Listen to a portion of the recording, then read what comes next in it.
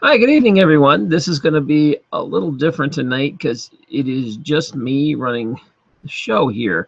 So before I dive in, I'm going to be managing all hats, and I've got to handle a little bit of housekeeping here.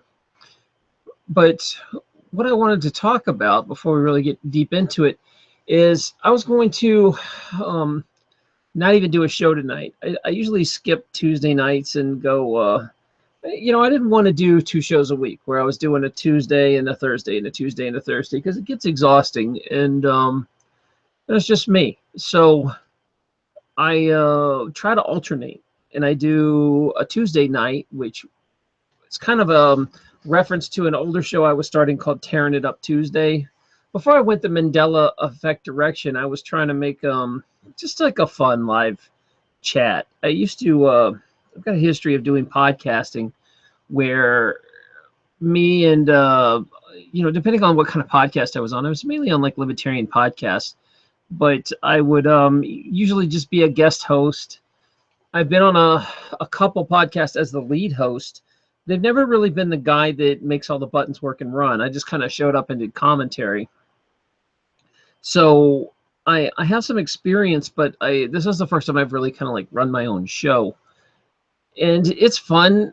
Some of the working parts behind the scenes is kind of fun, but the thing about this is there's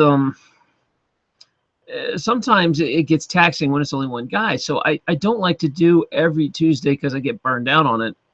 So what I usually do is on Tuesday I go to a retro arcade and go play video games. Honestly, I'm lucky enough in New Hampshire to live near something called Fun Spot.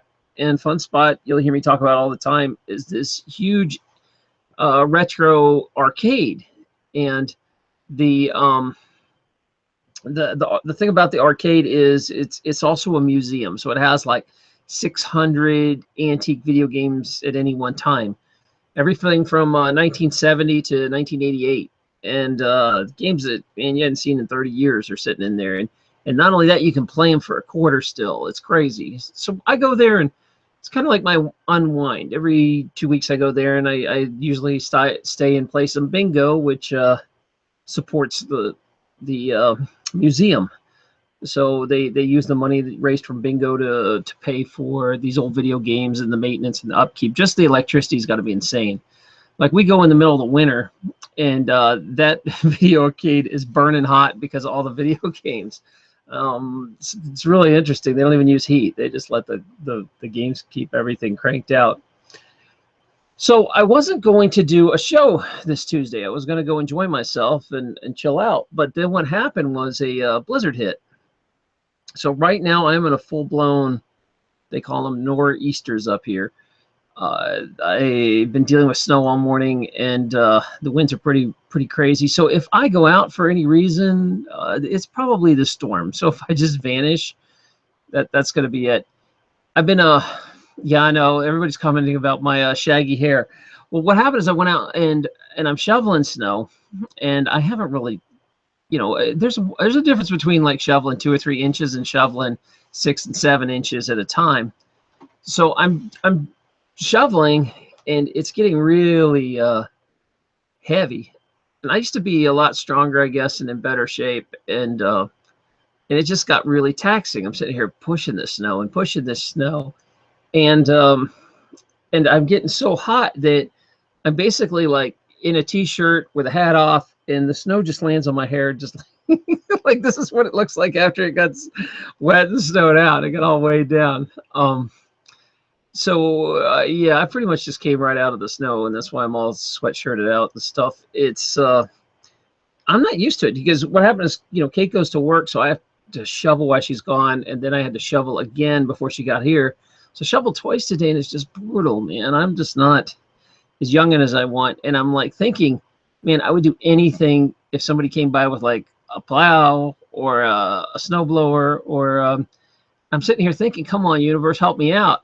And I swear it answered me, because all of a sudden this army of little kids showed up that were trying to raise a buck. And so I ended up paying a bunch of little kids to help me out with the last hour of shoveling, and I don't think I would have made it with them. And it's funny because these kids are like I mean, they're like 7 and 9 and barely hold these gigantic shovels. And they're like straining all their effort to lift the snow shovel. And they're super energetic for the first 10 minutes. And then after that, they just kind of like laid on the snow. It's funny to watch them work. So there we go. Anyway, if anybody wants to jump in and ask a question, this is going to be open hour, kind of whatever you want to talk about. It's another, this is absolutely no planning, because I wasn't planning on being in the air. I wasn't going to plan on doing anything exciting. So what I was going to do is take questions, and we'll kind of act like we do at the chat room. I'll answer some questions, and if you'd like, I'd really like you to come on air and hang out. If you were like, man, I've always wanted to be on air, but he's always busy Thursday, and I never get a chance to get on and ask him about this or that, this is the night for that. I thought the topic tonight maybe would be the afterlife. And the afterlife, wow, that's an interesting topic, right? Because where do we start with the afterlife, There's so many different theories and ideas, and I think I've changed my opinion about the afterlife 4 or 5 times. I'm not sure, because I do believe in the afterlife in an extent, but I kind of more have the simulation theory that a lot of people have, that we're just here basically playing a video game, and when we leave here, we have the choice, depending on how you decided to come into this game. If you get a repeat and play another player, or you can go back and turn the game off and go hang out until you decide to go play another game in another reality. That's kind of where I'm at on that. And but the afterlife is a real interesting topic, because I don't even know what. Oh, wait! I might have a question here. All right, Kimberly, you were saying we talked about that today. Oh, it's kind of synergistic, don't you think? Yeah, we did talk about a little bit, but one of the things about, if you guys haven't been over to the Discord chat room, we used to do these chats on Google Hangouts, and they're kind of hard and bulky there to deal with. So Discord ended up being this big like chat area, and it's mainly used a thing that kind of gamers use to hang out and talk.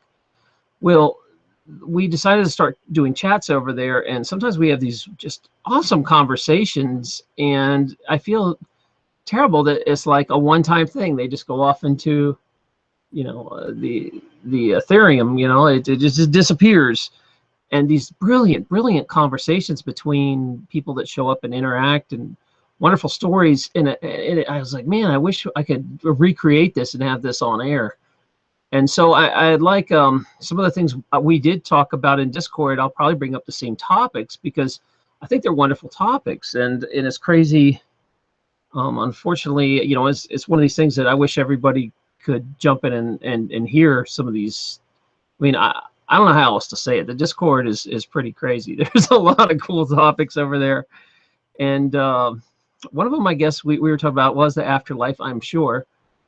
And the afterlife it's an interesting one, because I'm not, what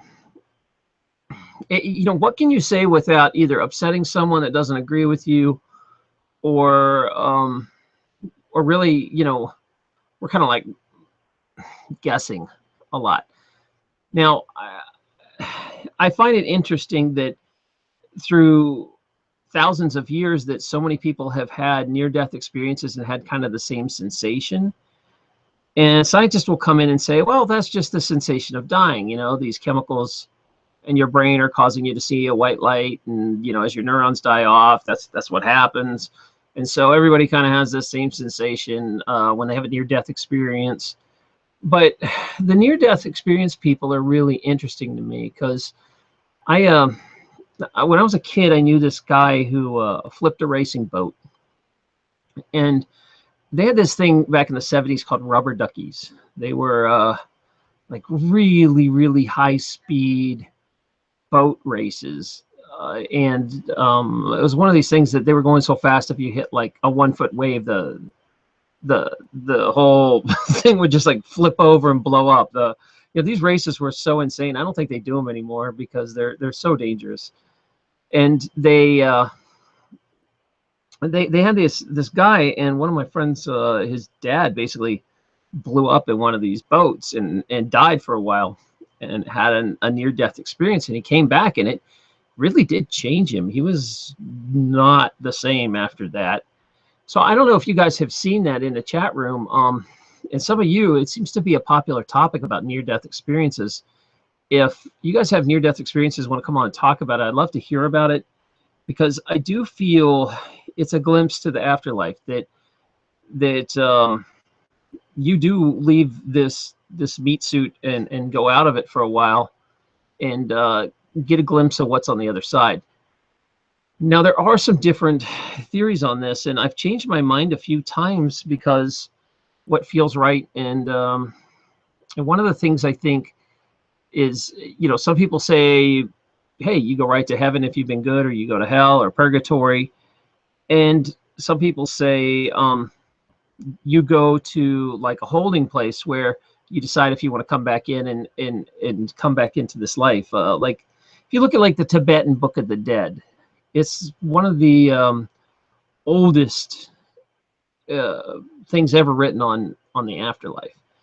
And what the Tibetan Book of the Dead said was that you would die, and you would go through, depending on how you lived, you would go through these different realms where you can get trapped going through these realms trying to navigate. And one of the things you have to do is one of the things that helps you travel through these realms for the couple days is these Buddhist priests chanting, that they would chant for people who are dead. And it's like one of the only things that would cross over and steer people out of it.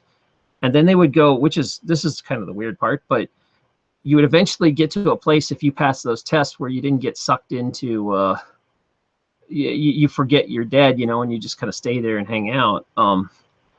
You get to a place, and this is an interesting concept, that you go into a room and there's a bunch of people who are naked having sex, and those you walk around and you basically choose your next parent. You meet them and you gain the knowledge, and then when they're having sex, I guess that's how you get life brought into the world. You make a contract with these people before you go in.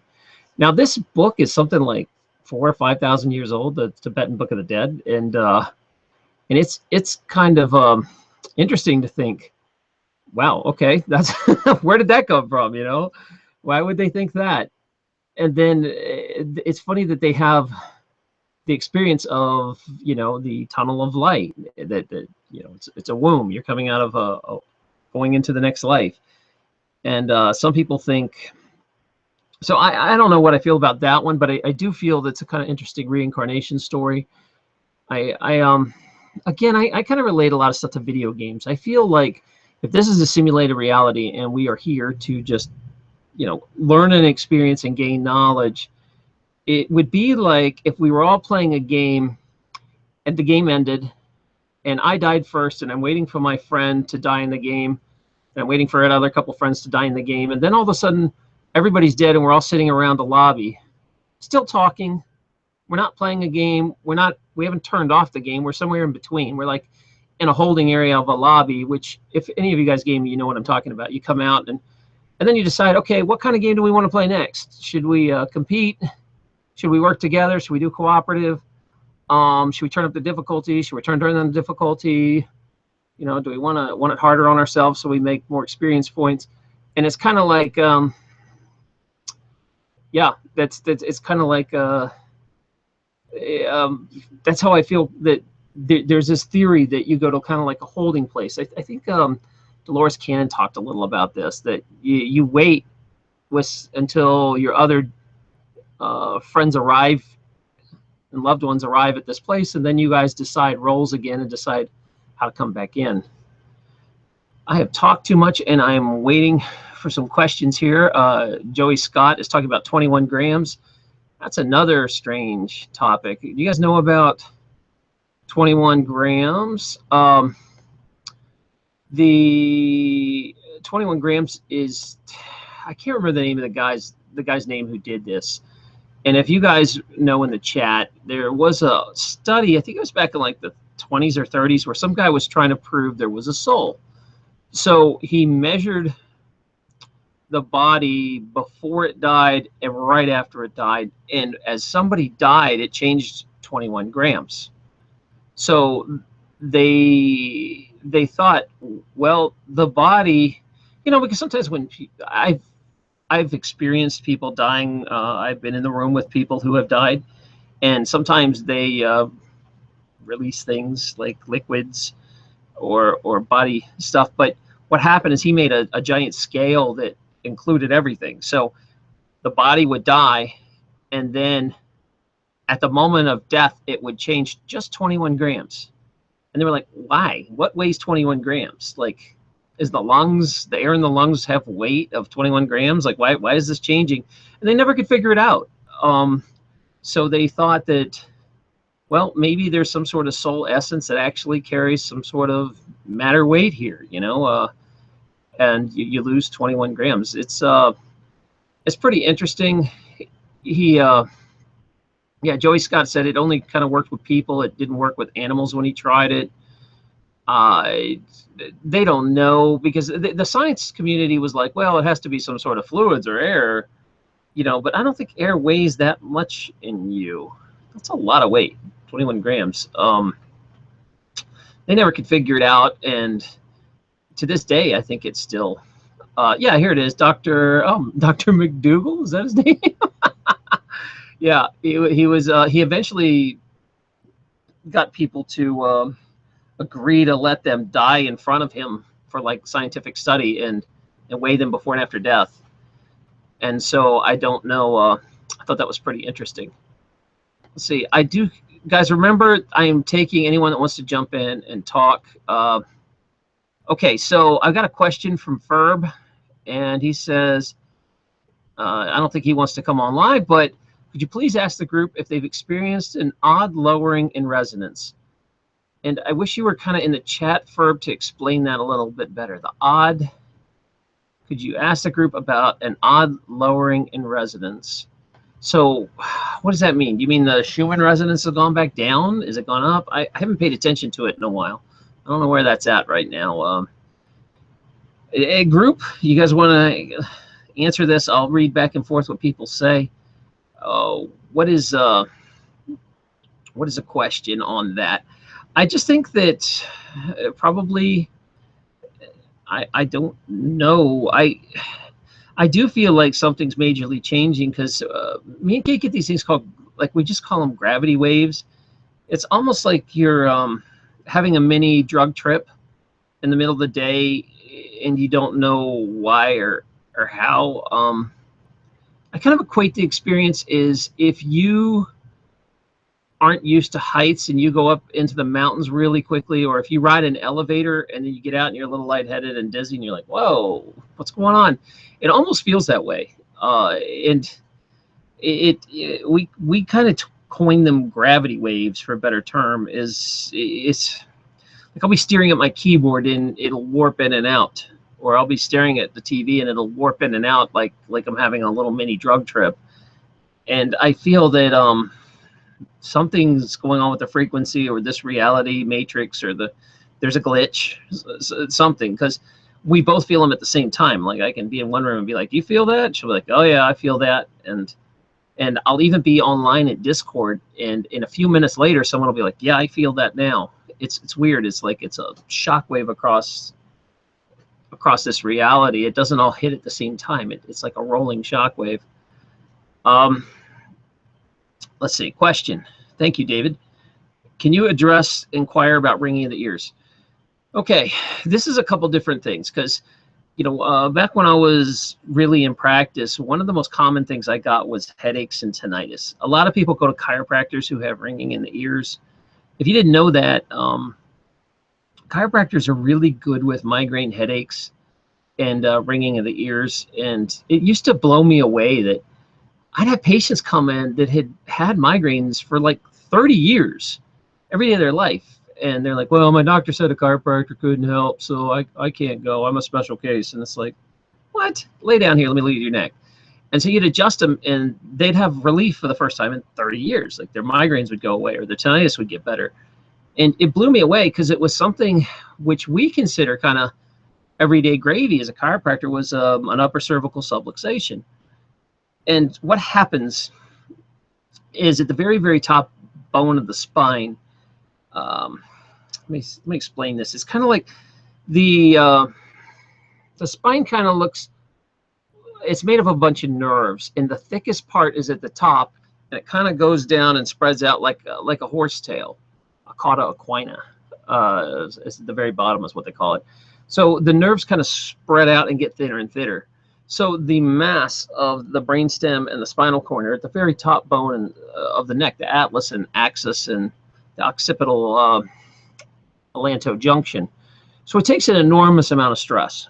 When that area gets pinched, it's prone to cause some problems, and this causes some ringing in the ears.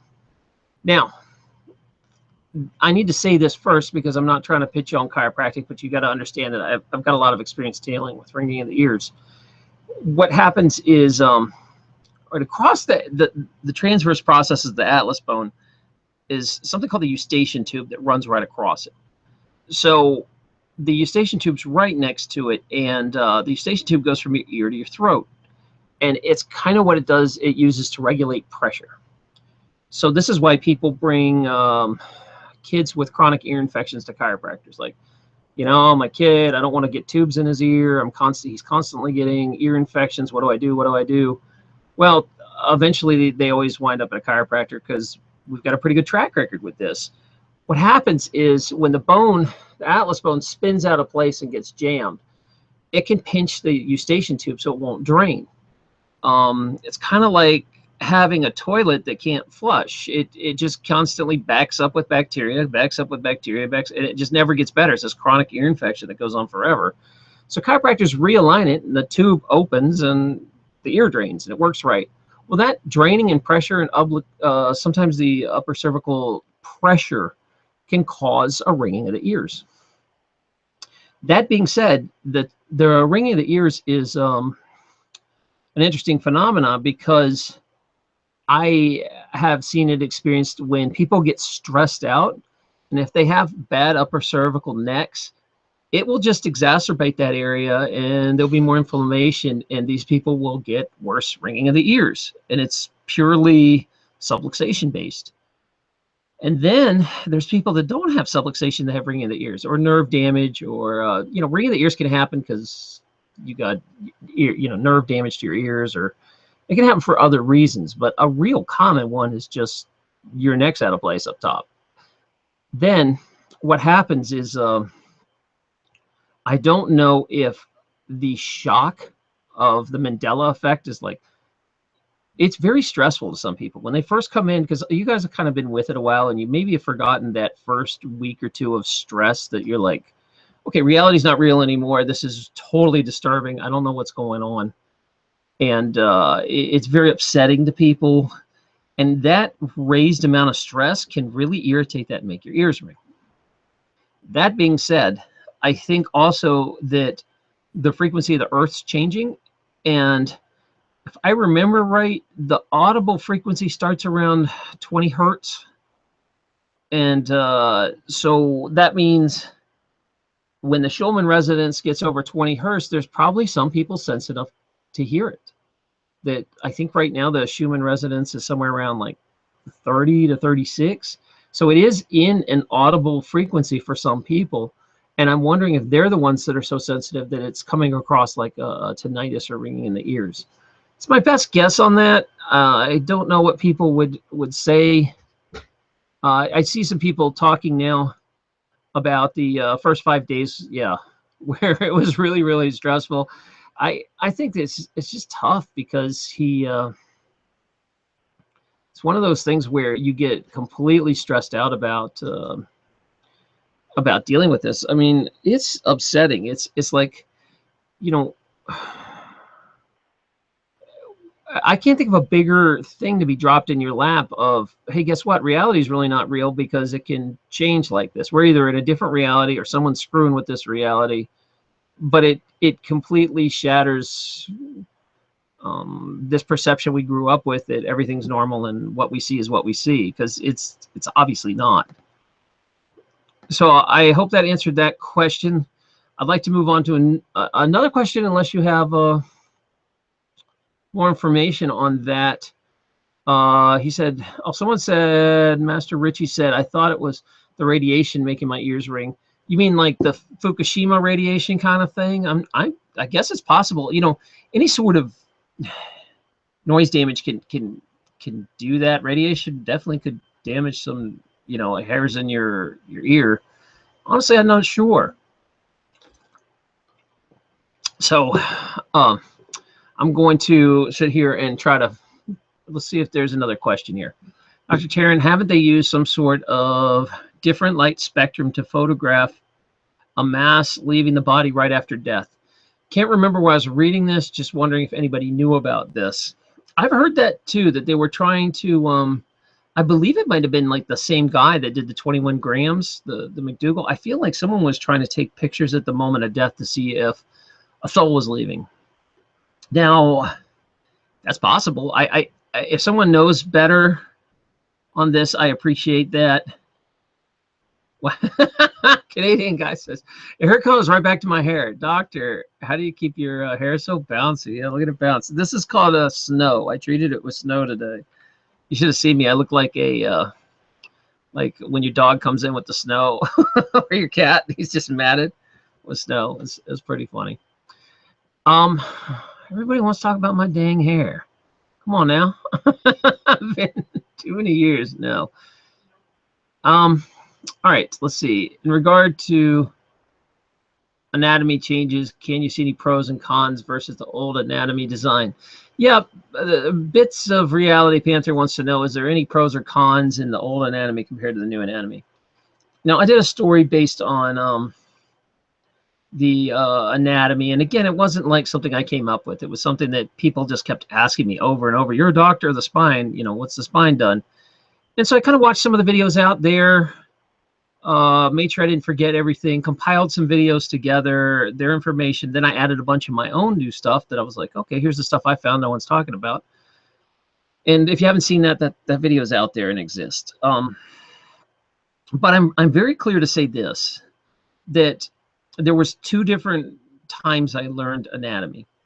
There was high school and in college, because people don't realize I also have a degree in biology and chemistry.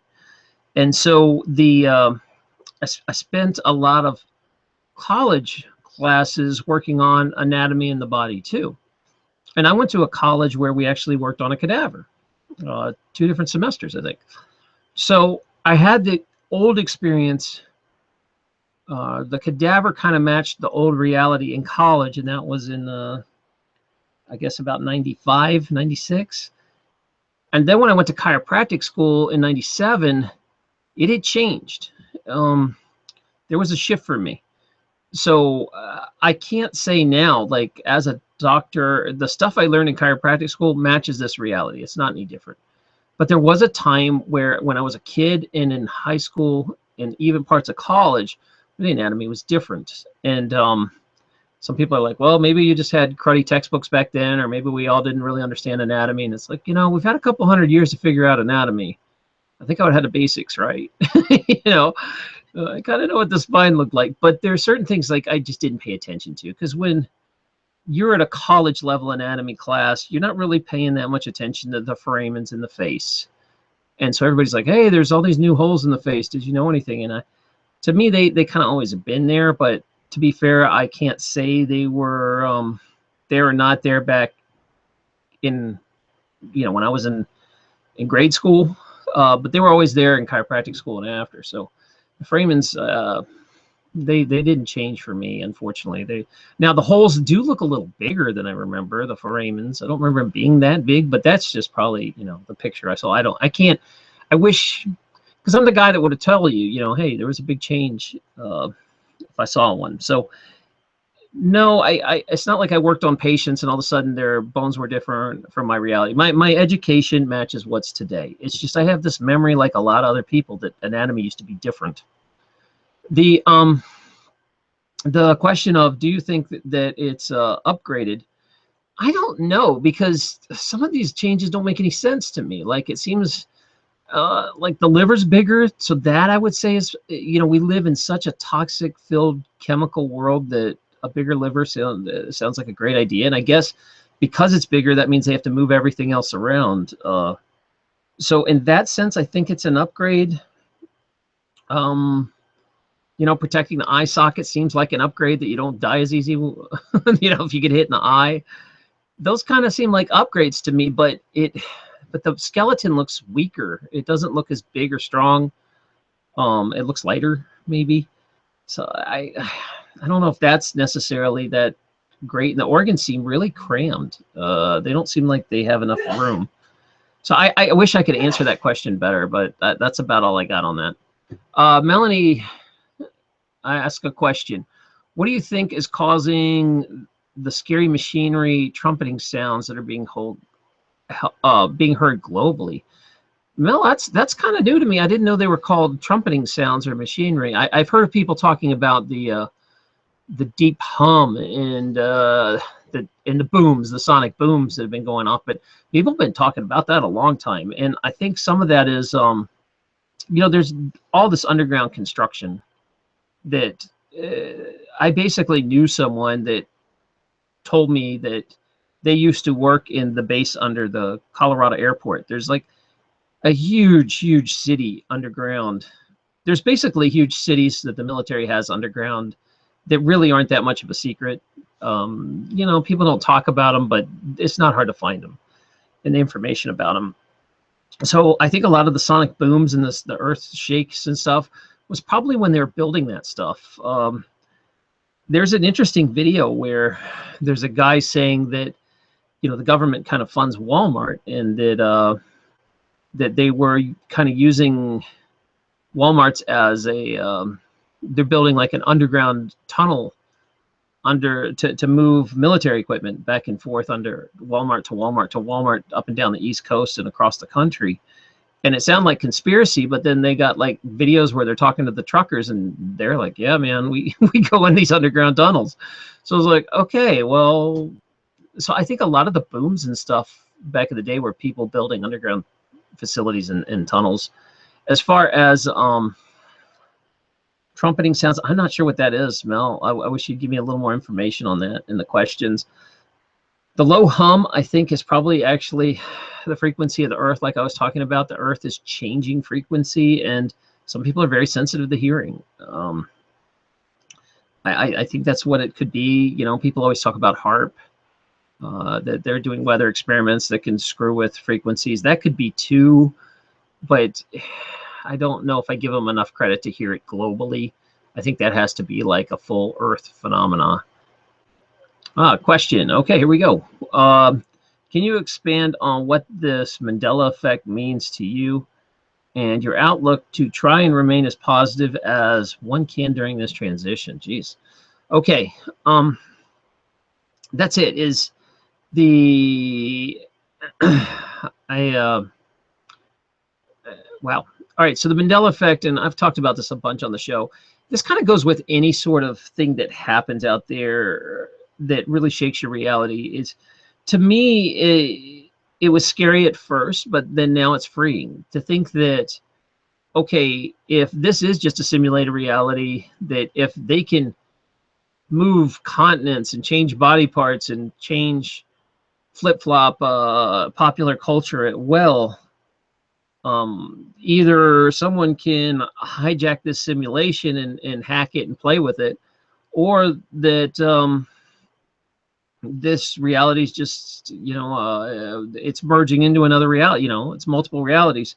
So what it meant to me was it stopped making me fear death, because I used to be pretty scared of death. But if that's what's happening, then I shouldn't be any more scared of death as if than turning off a video game. It'd be like dying in a video game. Yeah, it's upsetting that you lose your character and you worked really hard on it for a while, but then you're like, okay, I'll just come in as a new character, or okay, screw this game, I'm going to go play another game that has nothing to do with it. That's where I'm at. So positively, it really removed the fear of death right out of me. And that has been hugely positive, that I am not scared to die anymore. And I mean, sure, it kind of stink. I'd miss my friends, miss my girlfriend, that kind of stuff, miss my cat.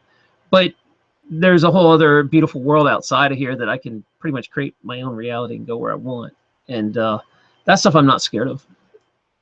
Let's see. I think I missed some questions back here. Sorry, guys. It's just me, and no one seems to want to get on air.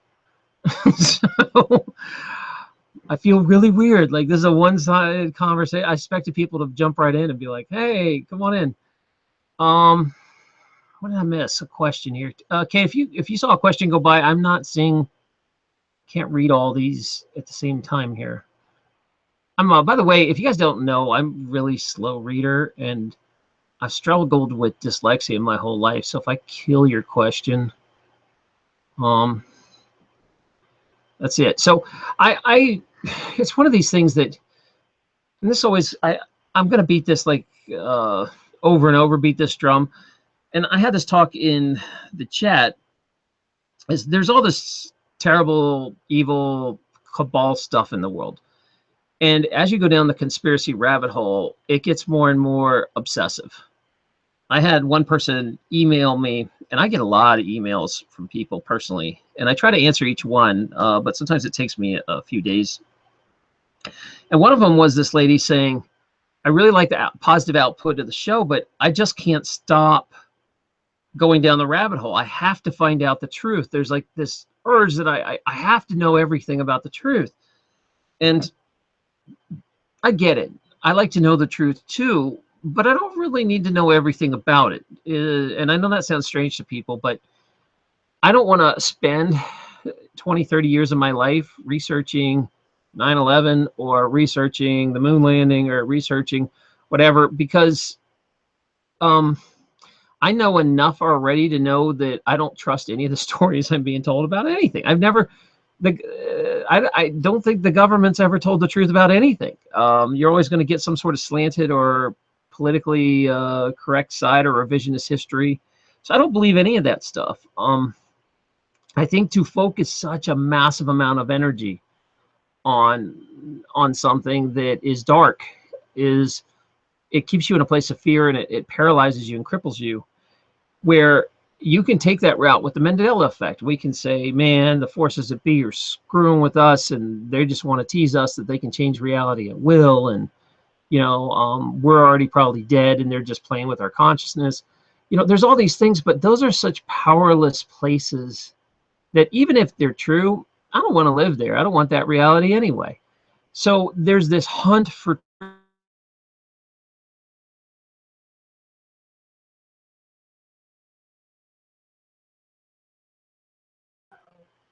what that says. Ernest will say, he'll say, I already know enough about the government to know they're bad. Do I really want to keep talking about how bad they are? And it's one of those things that it's like, okay, I've spent my life studying, and I know the government's bad, but now that I've studied 9/11, I know they're really, really bad. And now that, I know that they faked all this stuff, and, they attacked themselves with false flags. Well, okay, maybe now they're really, really, really bad. Well, now they've, drone striked weddings and murdered people around the world. Well, okay, maybe now they're really, really, really, really bad. Like, how many more reallys do I need to know? It's like what they're doing is there's enough open stuff that is not hidden. It's pure evil. And I don't need to focus my life and study, how much more evil can I prove they are? What I want to focus on is, okay, this evil exists. I acknowledge it. I kind of see what's going on, and maybe it'll help wake some people up. But after that, it's like a gateway drug. Whatever brought you here, brought you here. But now what? Pretend for a minute that everything you've been studying comes out and is true. It's going to wake a few people up, but a lot of people don't want to be woke up. They don't. You could be like, man, here's proof that so-and-so happened. All this is a conspiracy that I've been yelling about for 10 years is absolutely true. And people go, oh, all right. Anyway, we got to get ready for Super Bowl this weekend. What kind of ribs you want? It's like they're so disconnected. They don't. Not everybody is. We can't save everybody, if that makes sense. Some people are just not at that vibration that they can handle any of this. So I do feel like you can waste an enormous amount of your life going down the rabbit hole and staying in this negative place. So try to understand there's a balance. There's a point of, okay, I'm aware enough, and I don't need to know every single detail about every part of this to know that I'm probably being lied to. And okay, so now what? Let's focus on a positive solution that we can do. So that's where I kind of talk about this all the time, where, you know, I'm beating this over and over, is stop focusing on this negative crap that'll just sink you and take over your world. All right, Sarah, Tennessee has a question. How much do you think the other dimensions are bumping and intersecting in ours? Time moves us forward, but not for God, as he knows the end from the beginning. I'm not sure what the last part of that question means, Sarah, exactly, but I can try to guess. I mean, this is my own personal stuff, so I don't know the answers, but I do kind of feel like I've got some information that's come to me that makes sense to me. I feel that what happens is you're in a collective consciousness. You're like a stream of particle, a fractal stream of energy. So in other words, it's like a particle without mass. It's just this information that is a particle that makes up a larger being. It's kind of like being a cell in a body, that we all share this information. So I can go out, have an experience, I come back up, I upload it, and all these other streams of consciousness get it. So it'd be like if one of my cells left my body, got information, came back, and then the rest of my body knew about it. That's what it's like. So we go into this reality, and when we're here, every time we make some sort of decision, we split our consciousness, and we form new realities or jump into other parallel realities. And what we're doing is, you know, the whole mission to come here is we're like explorers. We're trying to have interactions and have experiences and create that energy. So it seems kind of slow if I'm only living one lifetime here. Like, that's a slow use of my time, where every time I make a decision, I get to explore a whole new path and a whole new world. And I get to explore a whole new path and a whole new world. And your consciousness kind of breaks into shards of dominant consciousness and kind of like recessive consciousness. They go out and they explore of, what if I marry this girl? What if I don't? What if I get a dog? What if I don't? And they have these different experiences. But eventually, what has to happen is all these shards and pieces that are in other realities start coming back together and colliding back into one personality, one soul again. So they go out, they collect billions of experiences and pull back together and have that knowledge. And then they come back together and leave this reality completely to go back up and dump everything they've learned. When these realities, when these people die in other realities, the other versions of you die, it collapses into the more dominant realities. I kind of feel like as above, as so below, that these, it's kind of the same way I'd look at genetics or genes, that there's a dominant gene and a recessive gene. It's kind of like a dominant soul and a recessive soul, that these recessive ones die and collide back into a more dominant one, and they all collide together until that happens. So when you ask the question, how many realities are colliding, and it could be tons, because what I think happened was there's some events that this reality, I don't know if you prescribed to the Dolores Cannon camp or whatever, that there's a new Earth being made. This Earth is getting ready to evolve itself. It's a living thing. It's getting ready to grow and move into a new dimension. And when that happens, we got to be all back here to go with it. So these realities are collapsing at record speeds, and I think we all are coming from some of the same realities, and we're experiencing a crossover. So I think it could be hundreds of realities that are crashing together, but they're so similar that you don't really notice, you know, the reality if you got a dog or not. It's okay. You know, it's not going to be really earth-shattering, but it's enough that some reason a lot of us have moved into these shared realities that are different. They're different timelines. They're different things that happen, and we're coming back into a more dominant.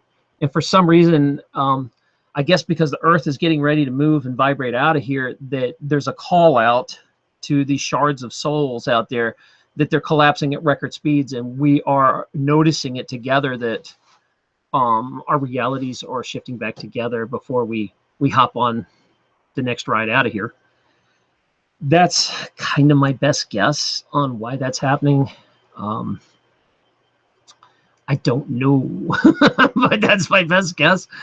And I really feel that there could be just tons of realities crashing all the time together, but they're so similar you don't really notice. But it's happening to a bunch of us at the same time. So why is it all happening at the same time?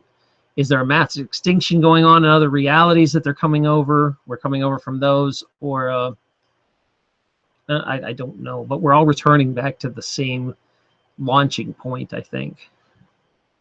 The same launching reality. Let's see. Other questions? Wow. Okay, we got a lot of people. Hey, thanks for coming to the show. Totally impromptu. If you want to get on air, please email me. Someone's saying they have 4 cats now. That's great. That's a good reality. Jump into the cat reality. Oh, we got some people. Okay, hold on a sec. Oh no, someone just sent me a video. I appreciate that, but I'm trying to. I can't really play that while we're on air. Joey had a question. Let's see. He wants. Someone in the chat was asking about the boom sounds in the sky, and this is pretty convincing explanation. If you want to post the link, watch Diabolical Treachery Behind Strange Sounds Heard All Over the World on YouTube. All right, so Joey's saying watch, because when you're in the YouTube chat, it doesn't let you post links. I don't know what that's about, but so if you Google Diabolical Treachery Behind Strange Sounds Heard All Over the World, he's suggesting you do that. People are like emailing me, hey, you're doing great. Well, thank you. This is really hard being a one show. I can't even take a break to, let's see. Can you please ask the group if they've experienced an odd lower in resonance? We covered that one. I'm sorry for, but I missed that. Here's someone. Like to be on. Oh, I was a trucker and went into the caves as well as studied the anatomy. Oh yeah, let's get you on. Let me bring you on here. I'm going to send you a link. Now, if you've never been on a live Google Hangout, here's what happens. You will need to come in with a pair of headphones. Otherwise, I'll hear a bunch of noise and feedback. I'll hear myself. So please get some headphones before you come on. I prefer to keep, good demeanor. Please no cussing on air. And wear headphones and have a live camera. I don't want to talk to a still shot. People don't hide behind a shot. You got to actually be a real person if you want to come on air. Otherwise, you just ask me a question in chat. So I'm sending you the link right now. Burma is coming through. And I'm really fascinated. I have not met a truck driver that has been in these underground tunnels. That would be very cool to talk to. So let's see. Let me get back to your questions because I'm missing them. I'm reading emails. Let me get back here. All right. If Kate or Dave, if you guys can ping any emails you've seen come across, I might have missed. Sorry, not emails, questions. I have a hard time reading emails and keeping up with questions. So my moderators over there, I do appreciate that a lot. We are kind of talking about the afterlife, but honestly, this is a format I've never tried. This is like a free form format. I've been on a show called Free Talk Live a bunch, and it was extremely popular. It was, I would say, the biggest liberty-based program in the world for probably 10 years. It had the largest audience. I think it was on over 100 radio stations easily. And they had a thing where you could call in with any question you wanted, and they would talk about it. So it was so different than most TV shows, or sorry, radio shows, because you never knew what was going to come on. You'd tune in and there would be some great questions, and then there would be some absolute bat poop crazy questions that come in, and they were always entertaining. There was always some fun. So I'm trying a free format like they do, with just because it was one of these things that to Dave's credit, my friend David in the chat rooms It's like, man, you should just go on air anyway and just turn it on. And I'm like, well, I've always had guests. What am I going to just sit and talk for an hour to people? That, you know, nobody wants to see that. And so I thought like people would come on air and join in. And I didn't know I'd be actually just talking to you for an hour. But I hope I'm doing okay and answering questions. This is very different. Oh, someone says Happy Pie Day. Yes, lots of pie jokes today. And I do, yeah. All right. So one of the other questions is, I think one of the things is we're going to have some pretty hardcore science people on over the next few weeks, and I always had the question of, and I think Vegan Warrior has really kind of like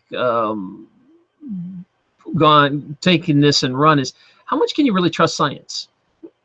Because we've been brought up that, you know, if there's not a scientific study, it can't be real. Or we're sitting here all basing these huge conversations on quantum physics, but none of us really know how to read quantum equations and how did they come up with this. And, you know, it's just a big guess and theory anyway, but we all talk about it like it's real. Like, oh yeah, well, you know, there's quarks in common. And it's like, you know, like 90% of the stuff we're talking about is theoretical, that no one's ever really barely ever seen this stuff.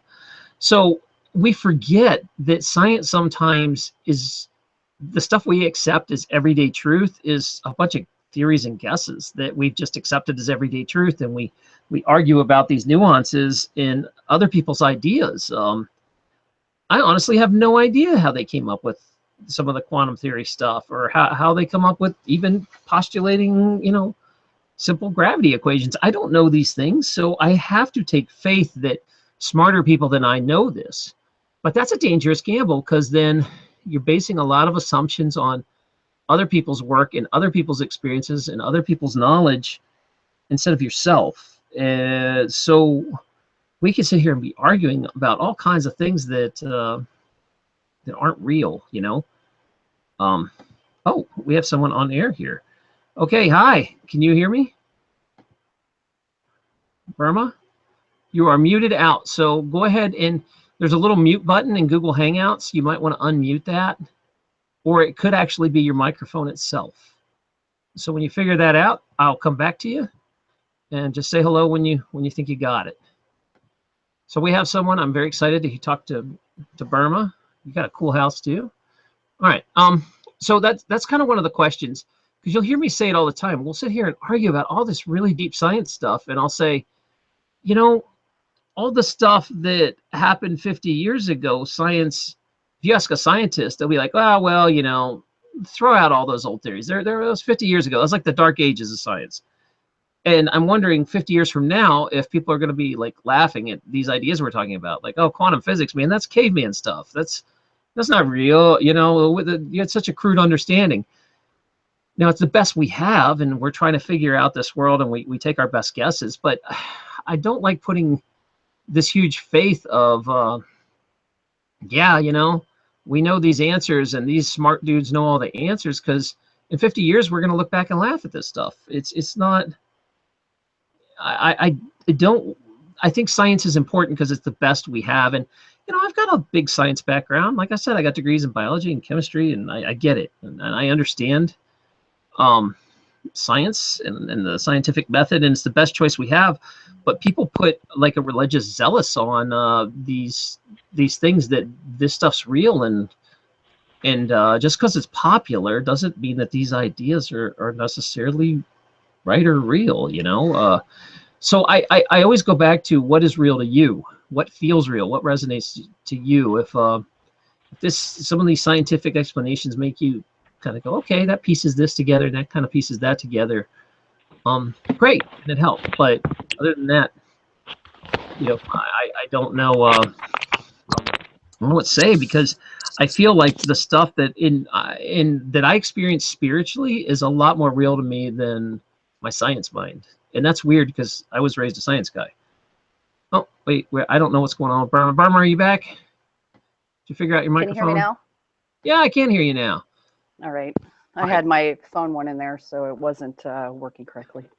It So I is a little apologize. quiet. I don't know if you can get the closer to the mic or turn that mic up a little, but I would love to hear your story. And thank you for joining How, me on my very you're welcome. first call-in show.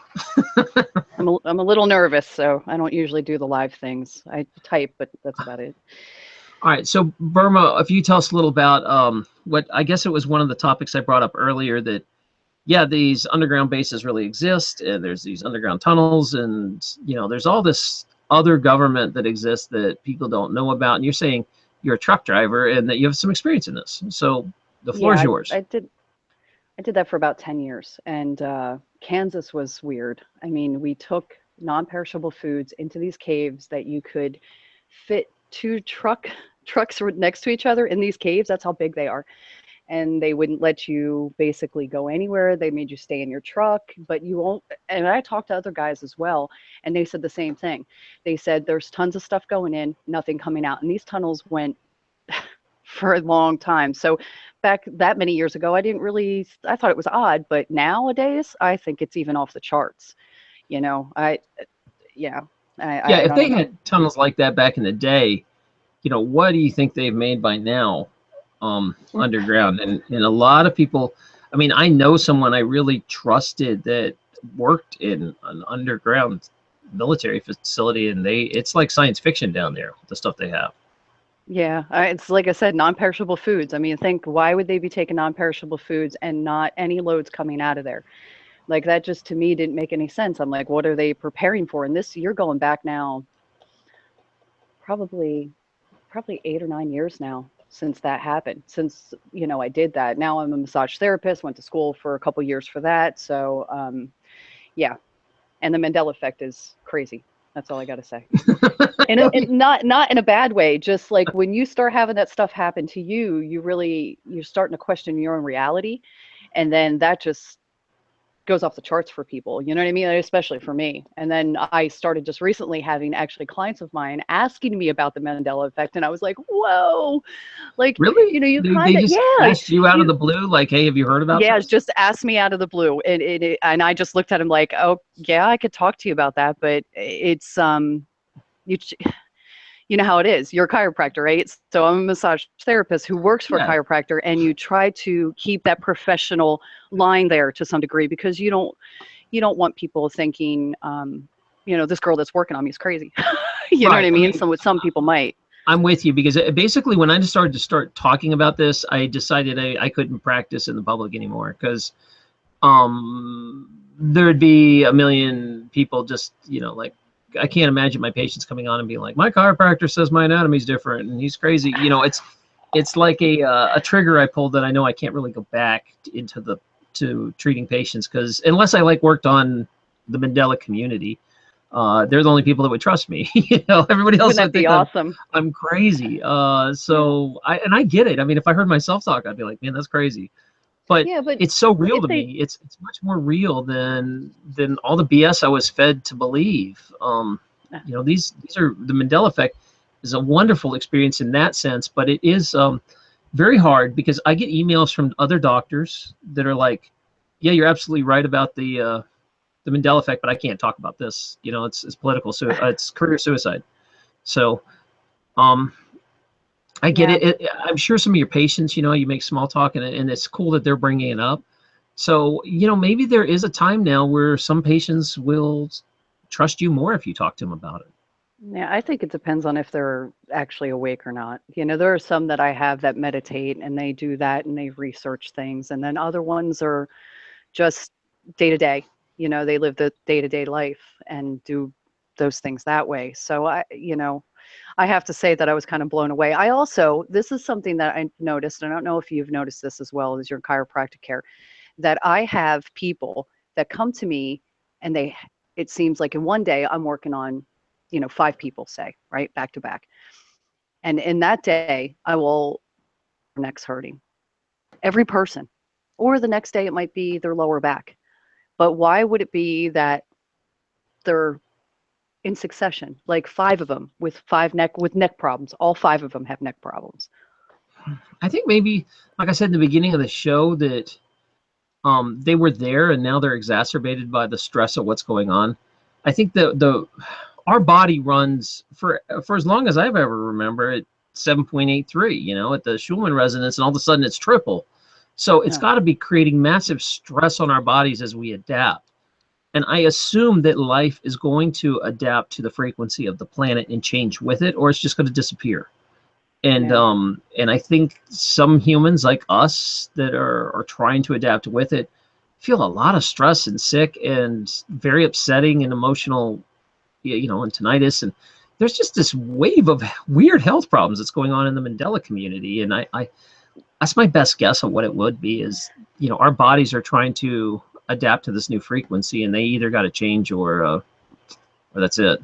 Yeah, it's the anatomy changes really blew me away because I mean, I've been a massage therapist for, I just did my second licensure, right? So it hasn't been that long since I've been, you know, went through anatomy, and I'm just like, wait a minute, I think the ribs were a little bit longer. There was like these, yeah, just many Like, things that has other it people are changed noticing. since you've gone to school, or did you, or Yeah, were you yeah, like yeah. I me where even, it I changed mean, like in the 90s? it sent me through going through my anatomy books. Like I went through and pulled out all of my anatomy books and looked over them again, and I'm like, no, no, no, no, no, this is just, this isn't right. I just studied this. I had to take all my tests on this stuff. So there are some that, you know, of course, the one like the new organ one, that's just something that they just deemed as a new organ. Yeah, You and know, I that's agree something with that's, that. The mesentery was like a lot of people just freaking out about them reclassifying, because I definitely remember the mesentery. It just wasn't called an organ back then. It was just right, mesentery. right. I'll tell you one that did freak me out though, and it's not the body oriented. It was the song from Queen.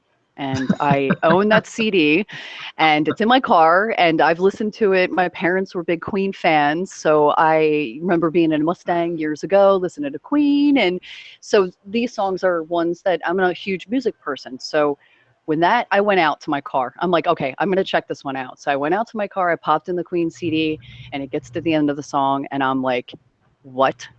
You know what I mean? And then a couple days later, it comes on the radio and it's not there, and I'm just going, no, no, no. Like, you know, for I think for the people that absolutely 100% know that this was the way it was in the reality, that's a tough, like for me, it's been over a year now, but that's a tough little hump to kind of come over for a lot of people. I think, you know, to kind of just try to gain that in their head that the reality is not what they think it is. Yeah, it's really weird to hear what finally crosses people over, because um, you know, there's people that are kind of like sitting on the fence that are, well, maybe they've changed something, maybe, and then you finally hit something that they know all about. Like they're a car guy and they're like, no, man, that Ford logo is not. Or, you know, there's it's always something small. Like mine was Charlie Brown, the Charlie Brown Halloween special. You know, I know what I know. What I remember that big Great Pumpkin coming out at the end. It was kind of like the whole point of watching the special was to see the Great Pumpkin and the gag, and then it was gone, and I was like, man, I know that's wrong. And so there's all these things that are like you're 50% sure about and 75, and then there's a couple things that are 100% and it just pushes you over the edge. And like your Queen song, where you know you've Yeah. heard it a million times, and all of a sudden you're like, well, where is it? Do I have a different version? Is this like a live version? Why aren't they saying "of the world" at the end? You Yeah. know, The and Ford logo was another one. Oh, also, the Wizard of Oz. Like, when did the gun come into play? Like, what? You know what I mean? Like, it was like a children's program. Like, having a gun. I'm like, why would he be scared if he had a gun? it was a different time period back then. Guns weren't considered. Yeah. Like I was watching Leave It to Beaver, and there's a whole episode where Beaver gets invited to a party, and then he realizes he's the only boy at the party. It's all girls, and the girl's dad feels sad for him and was like, come here, let me show you something. He takes Beaver into his office, and it's just this huge gun collection, and Beaver's sitting there playing with all these guns. Like, oh, look at this gun, and playing, you That's know. And I was like, wow, times that's have changed a little bit, because you couldn't get away with that on air now with, like, you know, a 12-year-old playing with all these pistols and guns. And so, yeah, I get the Wizard of Oz might have had that in this reality, but I sure as oh, heck don't remember that as a kid. I don't remember the I Scarecrow having a gun. yeah. I watched Different that time. movie. I watched that movie every single we as a family, we had two movies that we watched every single year. Wizard of Oz, and we also watched It Was a Wonderful Life. So those I know, like I know them. You know, I know I could like you could go through the movie and you could like sit there for every like thing and say like what am I trying to say? Like when you know a movie well enough, you can go through each character and what they're saying. You know exactly what they're saying. You know what's going on in each scene. You know, it's kind of just it's like I'm that with with you. movies. I mean, yeah. So Okay. there was one, and I know. I'm sorry. I just No, want go to do ahead. one I mean, more. this is a free flow So there's show. Do one whatever that's you want. it's not even anywhere. I've tried to look for this, and I know how many people are not Twilight fans. I get it, but I love vampires, so I am a Twilight fan. So I've watched many of the movies over and over again. I was watching the other night just on television, and there is a whole entire scene added to the one, and I'm like, no, no, no, no. I've seen these movies many times, and that was never in there. It was like it was funny because she like chucked a bowl at his head, and I'm like, that never happened. But then it's not one of those that I have not seen. But then maybe if it's because some of the Mandela people might not be Twilight people, so I'm not sure. But I just thought that was really interesting. And there was an Arnie movie. I've just been noticing them like crazy lately.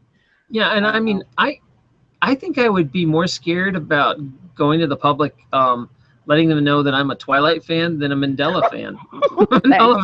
I feel more comfortable bringing that out to public than the Twilight. No, I gotta tease you because it's Twilight. I mean, come on. You know, at this point in my life, being 45 years old, I have to say that I don't really care anymore. You know, I totally. I mean, how can I not tease you about Twilight? Come on, it's going to happen. I know it's but, more than fine. You go down all these rabbit holes of different things. Yeah, you go down all these rabbit holes of different things, like Twilight. Watching that is very minuscule on the lens of how many rabbit holes I've been down, and just the things that it's just, yeah. I mean, the Mandela effect, when that brought me to that was, you know, for me, that's off the charts. I don't know, that just it with so many other things that you go down all these rabbit holes and you check out all these things, and I love that. I mean, if it's outside the box, I'm there. I love that, to like think outside. If you want to stay on with me for a few minutes and handle some of these questions coming in, Sure. I've got a question about this one. Oh boy, I don't know if I should answer this, right? Everybody wants aliens. Do you believe in aliens? Do you believe in alien hybrids, Nephilim beings, aliens, Cirrus Project narrative, that all peaceful ETs, or David Wilcock's version of all types? Is it true that the law of one appears to pre-warn about the ME? Now, I don't know what a lot of this means, unfortunately, but I can kind of, maybe if you're listening, you could expand in the chat. As far as aliens go, if this is a fake reality of, all right, I'm going to go back to what I know, which is video games, and I feel that like this thing is just a massive online game that we're all playing, and we all come in and play different characters. And I feel like some characters have gotten so good, they've leveled up and can cross over into other realities. They can bend the rules of this reality and hack this. And I believe that's what aliens are. They're characters, they're consciousness streams that are really good at this game and have kind of leveled up and come and go as they want into these realities. And they can take things in and out of these realities. They can bend the rules that we know. I believe that. I also believe that they are friends of ours, that they're streams of consciousness that came in here with us that have either agreed to play a good role or a bad role. It's kind of like we're all sitting before we entered this game, and we played this game a bunch, and I say, okay, man, you be the alien that chases after me and abducts me, and I'm going to try to have this experience. Okay, and then next time we'll reverse. I'll be the alien that chases after you. And I kind of think that you make these contracts and obligations to do this to each other. These evil aliens are probably not really evil. They're just playing an evil role in this game right now. They're probably like our best friends when we get out of here. And that's my game plan is, think about, Burma, if me and you sat and we decided to play the same game 1,000 times, don't you think you'd play every character and every role to see? You'd get bored of playing the same thing. You'd be like, okay, I'm going to be the bad guy and chase you. I want to be the alien and see what that's like. It's like World of Warcraft. When you get playing Alliance all the time, then you want to play the Horde for a while. And in human race, isn't it like with people, you have duality. So you have good and bad. So you have to have that in, I think, everything if it's in this plane, right? You're right, because it makes it would bother me. People are always like, well, why would evil exist? Because if we all came in as good characters, we wouldn't learn about struggle, and we wouldn't have the challenges to evolve in that experience. So I think we purposely agree to have a certain amount of evil done to us before we come in. And some players they want to level up. They want to have a lot of experience, and they say, I'm going to come in as a war-torn orphan and live a horrible, horrible life and die at 10, and I'm going to level up and get a bunch of experience for that. It's one of those things that I think people agree to come in under severe hardships, because otherwise, just doesn't fit. That to me feels a lot more true than just evil's random and just it's here because there's evil things. And if we're all loving beings, that doesn't compute that there would be all these evil beings. I think they're doing it for the experience, as we've agreed to allow this to happen here. So, Well, I mean, how else would you grow? Right. yeah, I mean, I really don't think that you would grow if you don't have those experiences to grow, whether good, bad, or otherwise. It's all right. right. I mean, that's how I see it. That's kind of how I feel. Is like, imagine we played the game and all of us are always the good characters. It's like, there's not any conflict. There's no growing. So I feel that's probably what I'm guessing. So I do believe that they're probably aliens. I've known some people that have had some alien experiences that I absolutely trust. And to me, it's very real. I mean, I feel like we're being conditioned that aliens are all over the place, that, in the news and in pop culture and stuff like that. So when it finally does go public, everybody will be like, oh yeah, of course aliens exist. And of course I know. It won't be such a shock. No, I think that, we live on a planet, and it'd be kind of small of us to think that we're the only ones. And the other thing is like, we only see in a certain light parameter. There could be something standing right next to me, and I wouldn't even know it because we only see so much, right?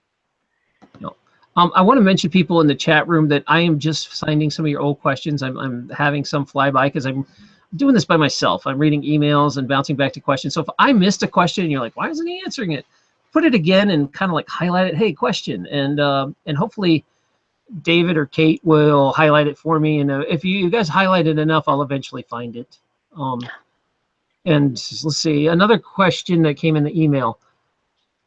You're always positive. How would you advise us that aren't to be positive when it seems that this reality is worse than the old and is getting worse? Okay. Wow, Burma. Let's talk about this. I would definitely say what happened for me, like, I was a truck driver. I had a really bad accident with a triaxle. My road gave out from underneath my tire, pulled me in the ditch. I sustained a lot of injuries. So for 3 years, I had to go to a chiropractor and massage therapist, and that's what led me on my journey. But what also started was meditation for me, and that has put me. That's what I would say to people. Meditation. You go within. That's where you find a lot of your answers. Yeah, I tried. I'm no expert at meditation. I try it. I do it every night before I go to bed. I don't do like a formal meditation where I sit on the floor and try to meditate, because it's kind of uncomfortable for me. I don't really enjoy that. But when I can lay down in a bed and kind of get in a kind of dreamy state, I seem to do a lot of good spiritual work on that side. That right before you fall asleep, I get lots of information from the universe that comes in and gives me, for a better term, ideas and answers. I'll think of something and I'll hear my higher self talking to me back saying, well, here's the answer.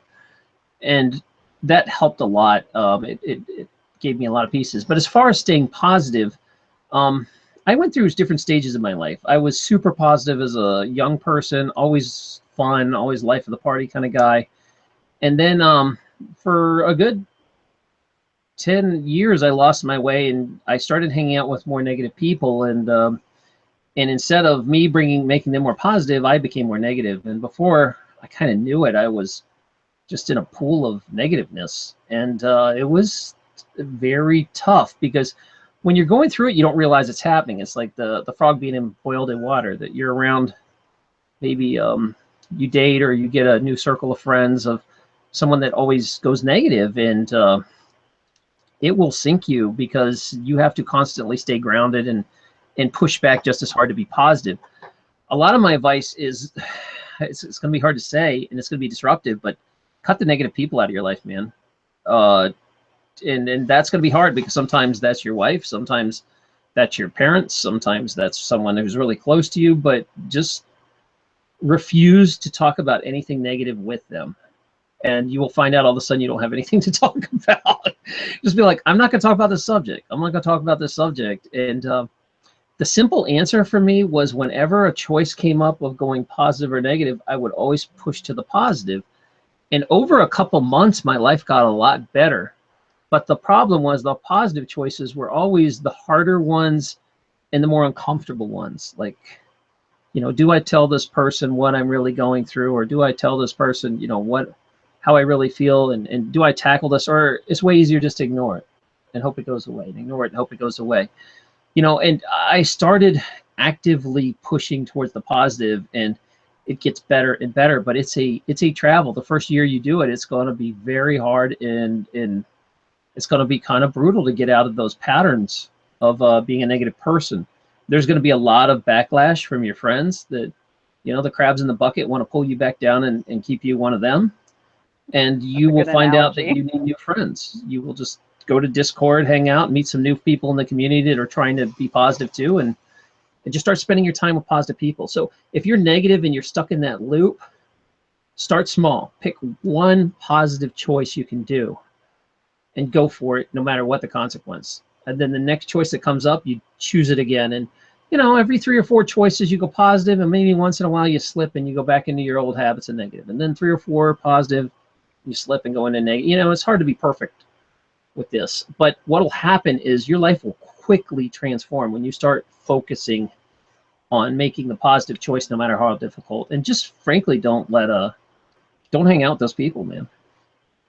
I think too, when you're more positive, your frequency rises, and when your frequency rises, that makes you feel better, and that makes you want to push even more to just stay there. I mean, you still have to go through your things, right? I always tell people about meditation. I say, go stick your feet out in the grass and connect with the earth, right? Well, it's a little hard right now because we got like a foot of snow outside.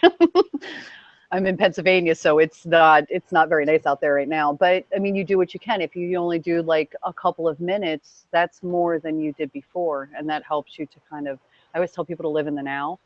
Try not to go and live in the past, and don't live in the future, because right now is where you're living. So you need to stay here, right? Because it's always now.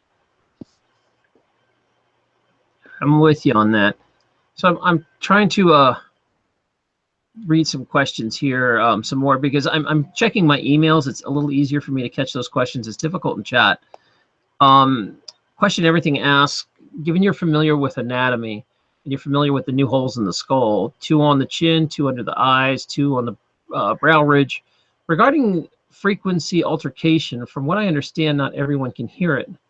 Those that can hear it are cough, the awakened, and and those or the ones to shift, or the ones to ascend. What's your opinion? This is a tough one, because I do feel that that not everybody is going to wake up, and I do feel that there are certain people that are the right frequency that are here for a reason to do this, and are waking up. And I don't know if it is just like a physical side effect that they're hearing the hum and the buzz and they're uncomfortable, or maybe this is a way to bring people together, that I say, oh, you got tinnitus, I got tinnitus too, and you start bonding, that it's just another tool to bring us together. I feel that there is going to be a group of people who are awakened that will evolve, and there will be a group of people who don't go. And I think this kind of matches what a lot of people say. Again, I'm not Christian, and I don't pretend to know that well, but I think they believe that certain people will get raptured and certain won't. And there's some other religions that believe certain people will go and some won't. I feel that people that are awakening will go on to the next world in a better way. But the people that aren't awake, one, are not really real, or two, they will just stay longer and play the game until they hit that vibration. It's just they're just not going to get out of here. The rest of us in the first wave. So that's what I think about that.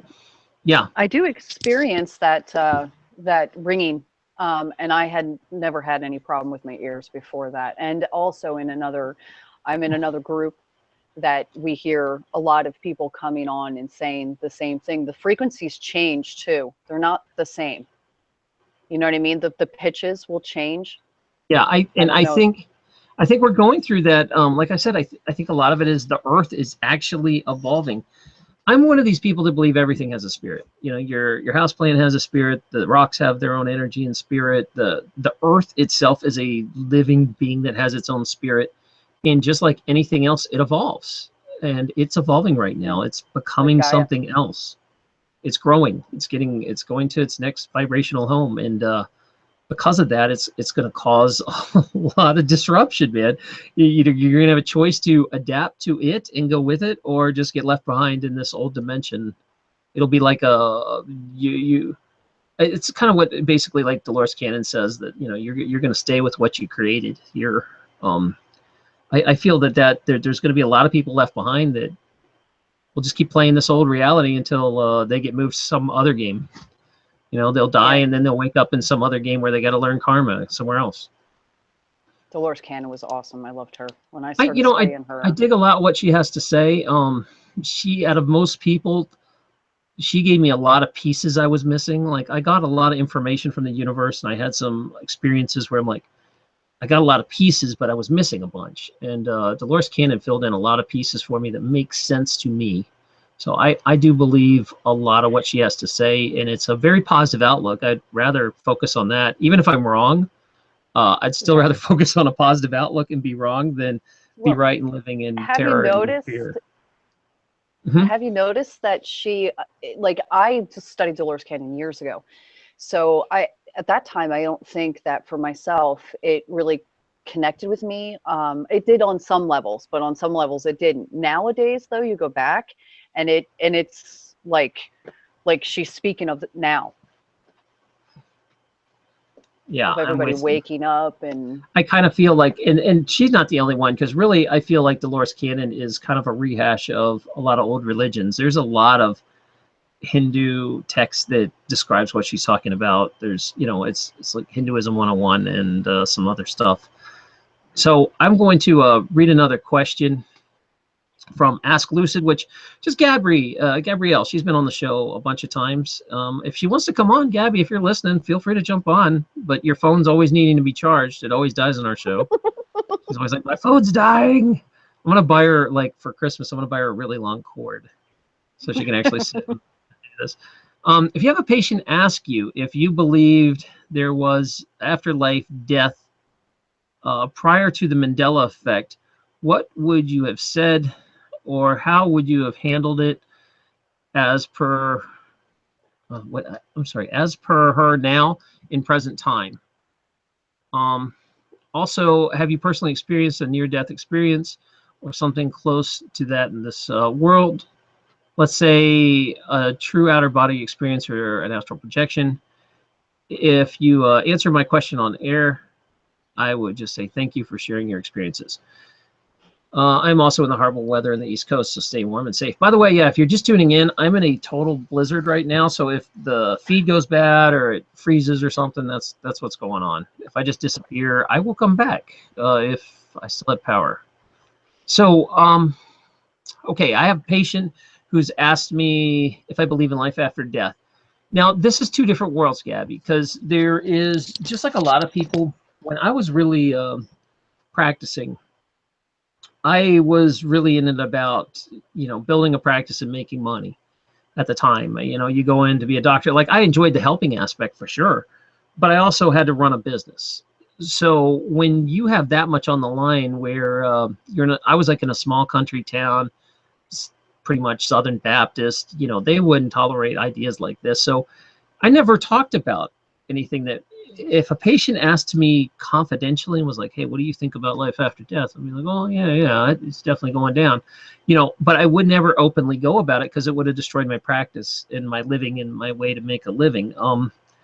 That was a tough situation, but that's also a growing practice because, that's a growing experience because these days, I'm going to tell you what I think, and I don't care about my practice.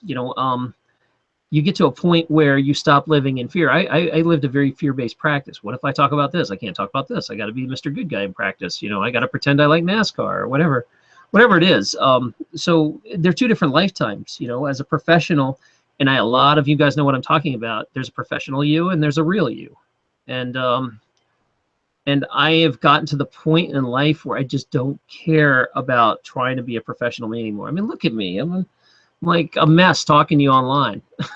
Oh, wow, I got a donation. Eyes of the beholder. Love you. Thank you. So that's what I'm saying is I think it depends on your experience in life because a couple people listening are health practitioners. And someone like Burma who's into massage therapy, you're probably going to have a lot more open-minded of a patient where you could actually be yourself and talk. I was doing more like workers' comp and car wrecks and those kind of things where you don't want to get called on the stand and be like, so I see you're a doctor that thinks we all are living in a different reality, doc. I don't want that coming up in a courtroom, so I'm not gonna talk about it publicly. It's just a choice. I think you'll get to a point in life where you get tired of being the fake professional you and you say, screw it, I'm gonna be who I am and damn the fallout. And when I finally had the courage to do that, my life shifted a lot better. I have people who I got more love and support than I ever felt as a professional, ever. Because I think people know I'm really talking to them and I'm not trying to put on some fake BS face to them. I'm here telling you I screwed up. I made mistakes. I'm not perfect. I don't know the answers. I'm guessing on a lot of this. I'm not one of these guys where you tune in and it's like, I know what happened with the Mandela effect and only I know and I have the answers. I'm going to share it with. No, it's like, man, I don't know. I'm guessing. Here's what I think it might be. I'm never going to be that guy. So I don't know if that kind of went off, but you're a health professional. Would you would you actually speak what you believe to these people or would you still keep it quiet? It's tailored. It's definitely tailored to who the person is. If they're an open person, then I might be a little bit more open with them. I have private clients and those people I'm definitely a little bit more open with because they get me. But when I'm working for my chiropractor, I have to be a little bit more professional, Yeah. although he's wonderfully, when I started doing cupping, and when I did the cupping, he let me bring that on, which was amazing. I thought, well, like, he's pretty open, That's very some cool. chiropractors won't, right? So I do have some clients. I haven't heard any near-death experiences. Unfortunately, I've never had one, not unless it was in that time of having my accident, but I don't remember anything. Although I have to say that, my life has not exactly been, I've seen a lot of things. I've experienced a lot of things since I was a little kid. My life has always been that way. I even had a lady, this is a good story. I gave my son up for adoption, an open adoption. He's now 26. But right after I did that, I was very worried about him. And I was a nursing assistant at the time, so I took care of people. And I had this lady that was, she only spoke, she was from overseas. She was European of some sort, but she reverted back to her original language. She didn't speak any English whatsoever. So I walk in there, and in perfect English, she told me that my son was going to be okay. Wow. And my mouth hit the floor. I was like, I think I was 19 years old. And I said, what did you just say to me? And she starts speaking in her native language. And I was like, okay, got the message. You know what I mean? Like, what are you supposed to say to that? But yeah, professionally, I have to say that if I'm at my chiropractor's office, the talk is minimal unless somebody brings it up. It's house. Yeah. It's very tough when you don't work for yourself. When you don't work for yourself, you have to respect, if I had a employee that just started spouting crazy stuff in my office, I'd pull him aside and be like, hey man, you're affecting my bottom line here. I can't have you spout crazy. But when you work for yourself, I always encourage people because I feel like the Mandela community sniffs through the BS and they don't seem to be the kind of people that would really they're all kind of like self-employed. They're all beating their own drum to their own path. It's like the lovable group of misfits that we all love. We're part of. You know, nobody else would love us but us. You know, we were crazy, and I loved that because I don't want to be the same as everybody else. I don't want to be part of that crowd. I love being the misfit central. It's great. So let me did I miss the near-death experience? Sorry, Gabby. And Gabby, if you want to come on, you're welcome to, girl. Yes. You've been on here before for sure. Love Just to ask for the talk to link. Gabby. Wow. Okay. Near-death experience. Yes, I have had an outer body experience, and yes, I have sort of had a near-death experience. And this is kind of personal though, so I don't know. Let me start with at least the outer body experience. The outer body experience was when I was all right, this is tough for me to talk about, so I'm just going to come out there and say it. When I was a little kid, I was about I think 3 or 4. I was running around with a Tinker toy in my mouth. Do you guys know what Tinker toys were? Maybe some of the foreign people don't know what they were, but they were like long sticks that you could stick like wooden wheels to, and you could build things with. You were tinkering. You would build these things out. So they looked like kind of like a chopstick. So I was pretending I was smoking a cigarette, walking around with this thing, because, you know, that's what you do when you're 3. And my brother tripped me. And when he tripped me, the Tinker toy went through my face and out. It went through my mouth, out my temple. And there was this giant stick through my face. Now, when that happened, because I was so small, it was like the miracle shot, because if it had been like 1/8 of an inch one way, I would have been blind in that eye. It would have hit the optic nerve. Another way, it would have hit the ear. Another way, it would have just killed me and hit the brain. So I got like this miracle shot through my face. But unfortunately, because of that, I suffered an enormous amount of nerve damage to my face when I was a little kid. When I had this happen, this trauma, I don't remember anything from my childhood but this trauma. And what happened was, because back in the day in the 70s, they had like maybe some of you nurses understand this a little better. They had I had just eaten, and they couldn't use anesthesia. So because of that, they just basically, you know, that thing they have in dentistry where they strap little kids down that don't behave, the papoose, I think it's called, something like that. Kate, maybe you can help me out with that.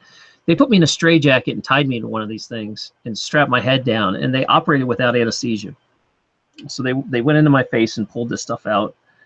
And why that was going on, I had a near-death experience at like, an out-of-body experience at like 3 years old. And I remember that because I was like out of my body, walking around the room, watching what was happening and looking at the surgery from the other side. And I tried to tell my parents that I was helping the doctors. I was in the surgery helping the doctors. And that was my first outer body experience, because it was so, I guess, traumatizing. My brain checked out of it. Then my second outer body experience, but before I jump off that though, because I have a lot of people that comment that, and it's kind of hurtful because I don't get into it, but they'll comment in the comments that I blink a lot, or I don't look, my face will look contorted and weird and stuff. I still have a lot of residual nerve damage in the side of my face, and when it gets tired or I think really hard, it comes out. And you should see, there's some hateful comments. They're like, you know, you blink so much it's a tell. I know you're lying to me, and you make, you know, weird contorted stuff. And it's like, nah, dude, I just got nerve damage on my face. I can't use that side very well. So for the most part of the beginning part of my childhood, that one side of my face was paralyzed, and I couldn't. So when I smiled, it'd be like out of one side. It wouldn't, or I'd talk out of one side. And it, to my mother's credit, one thing they decided to do was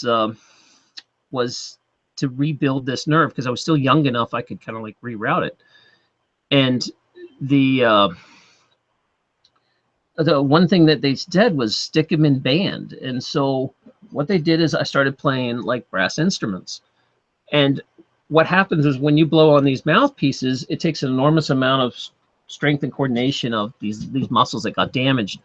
And by playing instruments, it helped rehab me so I can smile correctly and talk correctly. It was tough because I mean, it was really bad because my teachers, I got transferred when I was little, and one school to another, and my teachers didn't know about it, and they thought I was making it up, that I was talking on one side of my mouth, and they thought I was just trying to be funny and stuff. So my teachers were like making fun of me about it, and my mom found out and just like flipped out and was like, you know, he's going through rehab, don't tease him.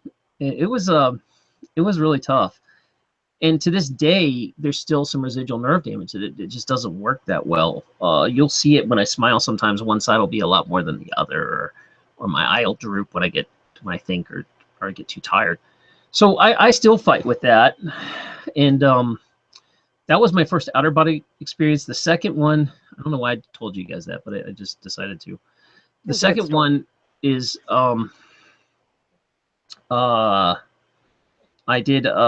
was getting my tonsils out. My mom signed me up to get my tonsils out when I was a kid. I'm still mad about that. Then this was so interesting, is they gave me a drug and they knocked me out, but I saw myself leave my body. I went up to the very top corner of the room and watched the surgery for a bit, and I heard the entire conversation, and what they were talking about was the movie Vacation had just come out, and they were talking about the scene where they tied the old lady's dog to the bumper, and you know, they're driving down the road, and of course all that's left is like a collar. You know, and Terrible. And so these ladies are talking about this scene, and I had never seen this movie. You know, it was rated R. I was like a little kid, and so I get out of the surgery, and I'm like, I know what you guys were talking about. And I was asking the nurses. I was like, were you guys talking about this movie Vacation? You know, this dog scene? And they were like, you shouldn't have known that. So I was watching, and I knew what they were talking about. And it was a very weird experience. It really is what they describe as an outer body experience, where you're like about like 10 feet off the ground and looking down. That's the best I have. I've never like astral projected and gone to like other realms or something like that. Outer body experiences. Can you still do that? I could definitely lucid dream, but I've never done it like in straight consciousness where I can like leave my body and travel around. But I definitely lucid dream right before I go to sleep. And like I said, I get information. I don't want to sound like crazy psychic guy or something. I think everybody gets some sort of information, but like, I get access to all this stuff in twilight hours. Like, all right, my first novel, Pirates of Savannah, I wrote entirely out of my dream state. Like, I never had writer's block or anything like that. I dreamed the novel. I would go to bed thinking about a problem. The dream would happen and solve itself, and then I'd wake up in the morning and write what I dreamed about, and the whole novel just kind of like wrote itself. And that's how I wrote novels. I did them in dream state. So I just have access like that. I think dreams are so much more than what we think they are. Yeah, I'm really curious what dreams are. I am so wow, we went down a path there. So way to go, Gabby. Let's see. I've got all these other questions and I feel bad, but all right. So wait, there's all right.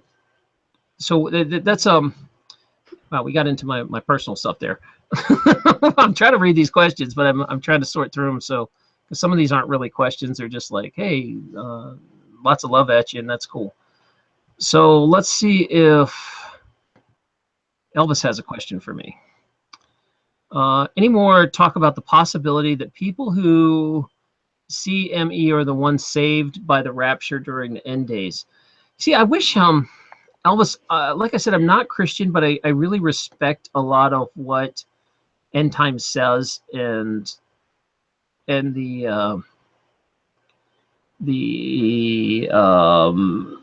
what rapture stuff, like when you read it, it's pretty interesting. And when I go over and talk to the Christian chat room, I pop in there and listen to what they have to say. There's some debate, and this is such a debate about the 144,000, what that means and what it is, that I'm actually having an entire show on the 27th. I think it's going to either be, I think it's going to be that Monday coming up. just on Christian issues, because I have so many Christian listeners that they want to address this, and unfortunately, I'm just inept at these questions. I'm just going to find the experts in this and answer that. I really wish I had a better answer than that. I don't want to speak on rapture because I just would screw it up. But what I am going to do is have an entire show about Christian topics, because there's so many people that just want to talk about it, and I can't just like ignore the Christians and say, oh, sorry, we're not going to talk about this stuff. So I'm going to give you an entire platform of 4 hours of just talking about whatever you want to address. So hopefully you can keep going on that. I love this chat. I wish I could read all this. I'm so sorry. I missed everything everybody's saying. Sorry. And of course, that thing goes so fast. Well, it's like a stenographer needs to be here. And the problem is, YouTube doesn't save this. So when I leave, the chat's gone. I don't get to go back and like see what people said. There is, and I don't know if I put this in the chat room when I was in before, but the other group that I'm with, they use Zoom. Through Zoom, you can actually save the whole entire chat. I think you can, but the problem is I'm not sure if you can still do Hangouts correctly and I can have a panel of guests. Actually, in have you ever seen Zoom, yes. We've done it where there's just been the two that talk together, and then everybody's in the chat room, and then you can bring somebody on so that whoever the person is, like you, would be in control of who's talking, who's not talking. You have like the whole entire list. You could see like people put their hand up, and then maybe you could help me with that, Burma, because I'd nice. Like to copy. The chat is some of the most fascinating things that go by, and I just can't. It's like fast. I said, I'm dyslexic. I read slow anyway, so like watching all this go by, it's like, I missed this, I missed that. And they just have to redo the questions. That would be for now. But like I think the Zoom chat would be very good for you, just because of the panel of guests that you have on. And then if you also have somebody, you could also have you recording it as well as somebody else recording it. So this way, if you get cut off, then it still records. You get what I'm saying? Oh, I got it. Very cool. Oh wow, Dave Voigt came through for me and took a bunch of people's questions down. Oh, that was and nice. Sent it to me. Great. Okay. Thank you so much, David. I really appreciate you helping me out big time. He's kind of like the man behind the scenes here.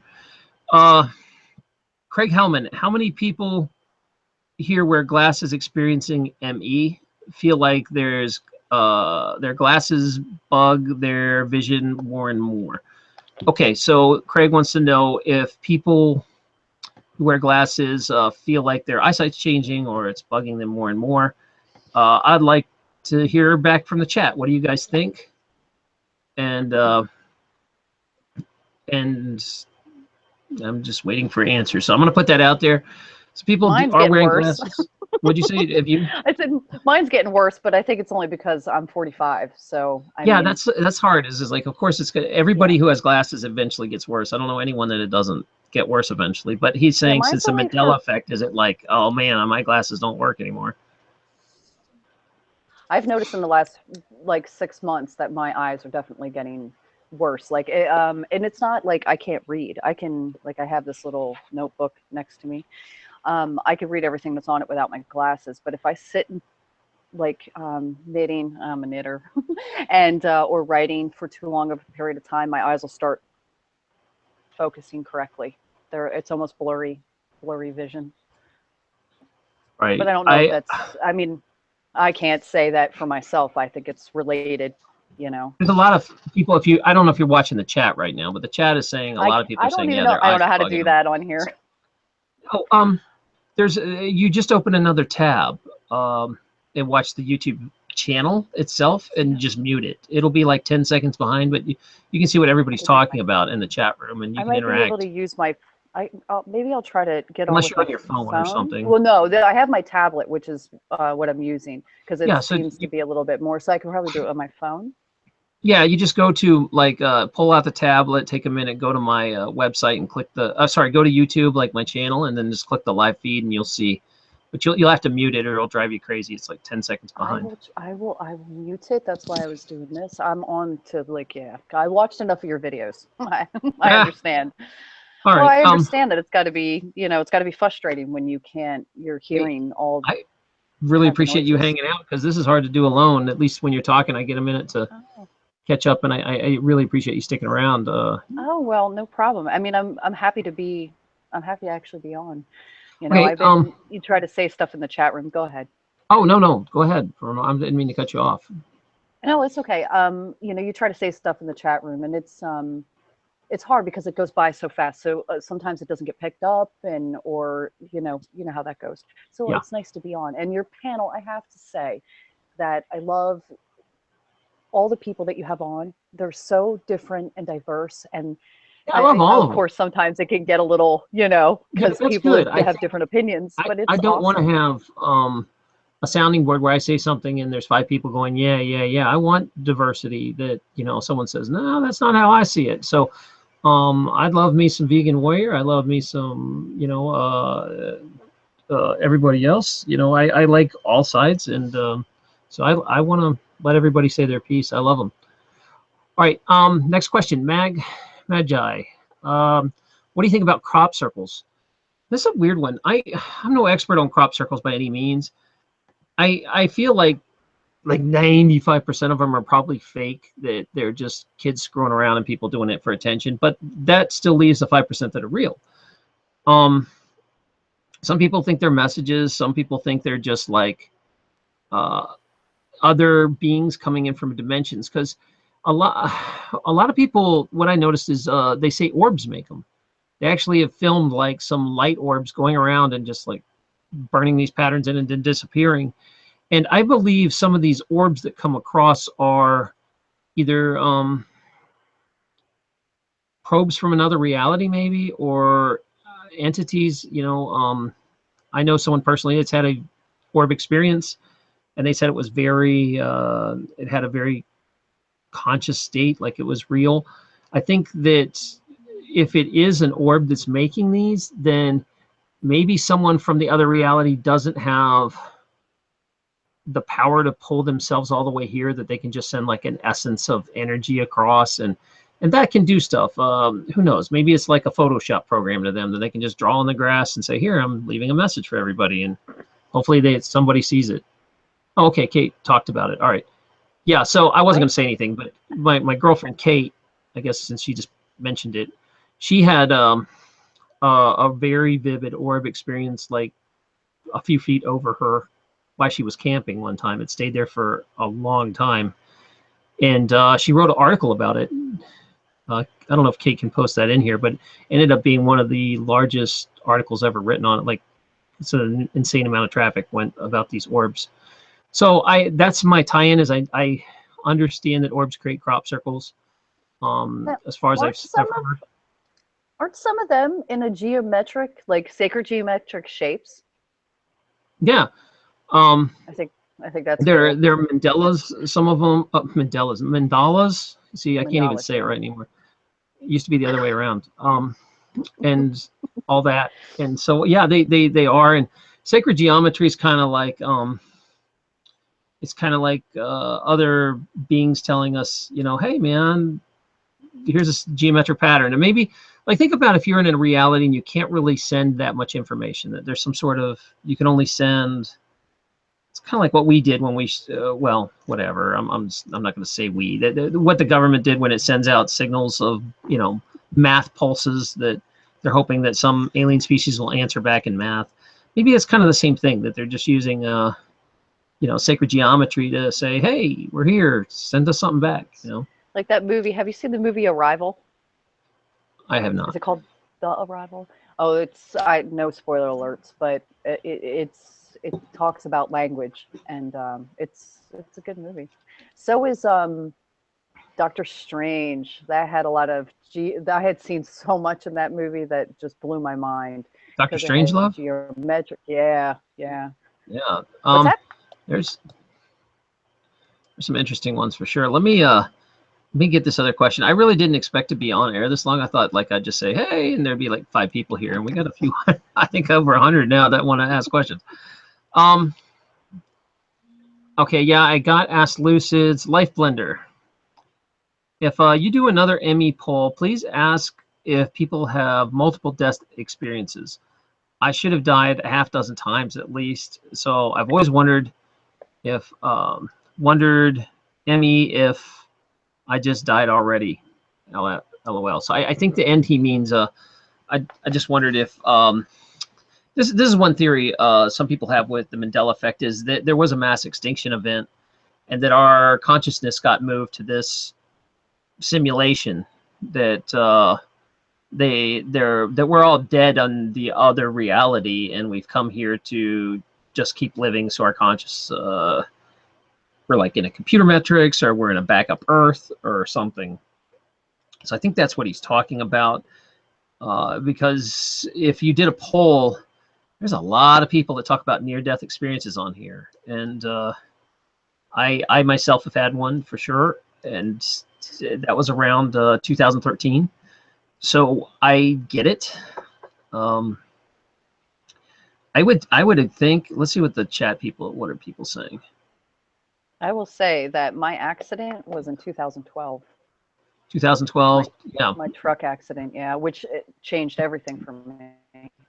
And yeah, there's people Overhaul. saying there's not that I head injuries, and yeah, and a lot of people have near-death experiences. I should add another on the poll. He's saying multiple ones. I wouldn't doubt. I mean, this chat's going nuts with everybody's like, yeah, I've almost died. I've almost died. There's a couple that didn't. But so that is a good question. It is a good theory that, maybe there was a mass extinction event. We all moved over. Earth Daughter just donated. Love you. Thank you. I love Earth Daughter. She's always so chatty. She's always so nice. It's great because, I don't tell you guys, but if you've ever run a YouTube channel, you just get these horrible negative trolls that attack you personally, and it'll really kind of like get me down sometimes. And then I'll get these wonderful people that are like, we love you, we love your show, thanks for what you're doing, and they'll like throw me a few bucks, and it just gets me out of that funk and really helps keep me going. There's no way I could do this if I didn't have a supportive community. If I was just like some guy just making videos about this stuff, it would be a wave of negativity I couldn't handle. But since we have a community around us, I feel they really keep me going. So I'm super grateful. I think Thank you, that guys. you need to give yourself a lot of credit because you are helping a lot of people, me included. I mean, I had, like I said, I have channels that I watch, and when I came across yours, I love the fact that it was informative and that you took it to a very positive level.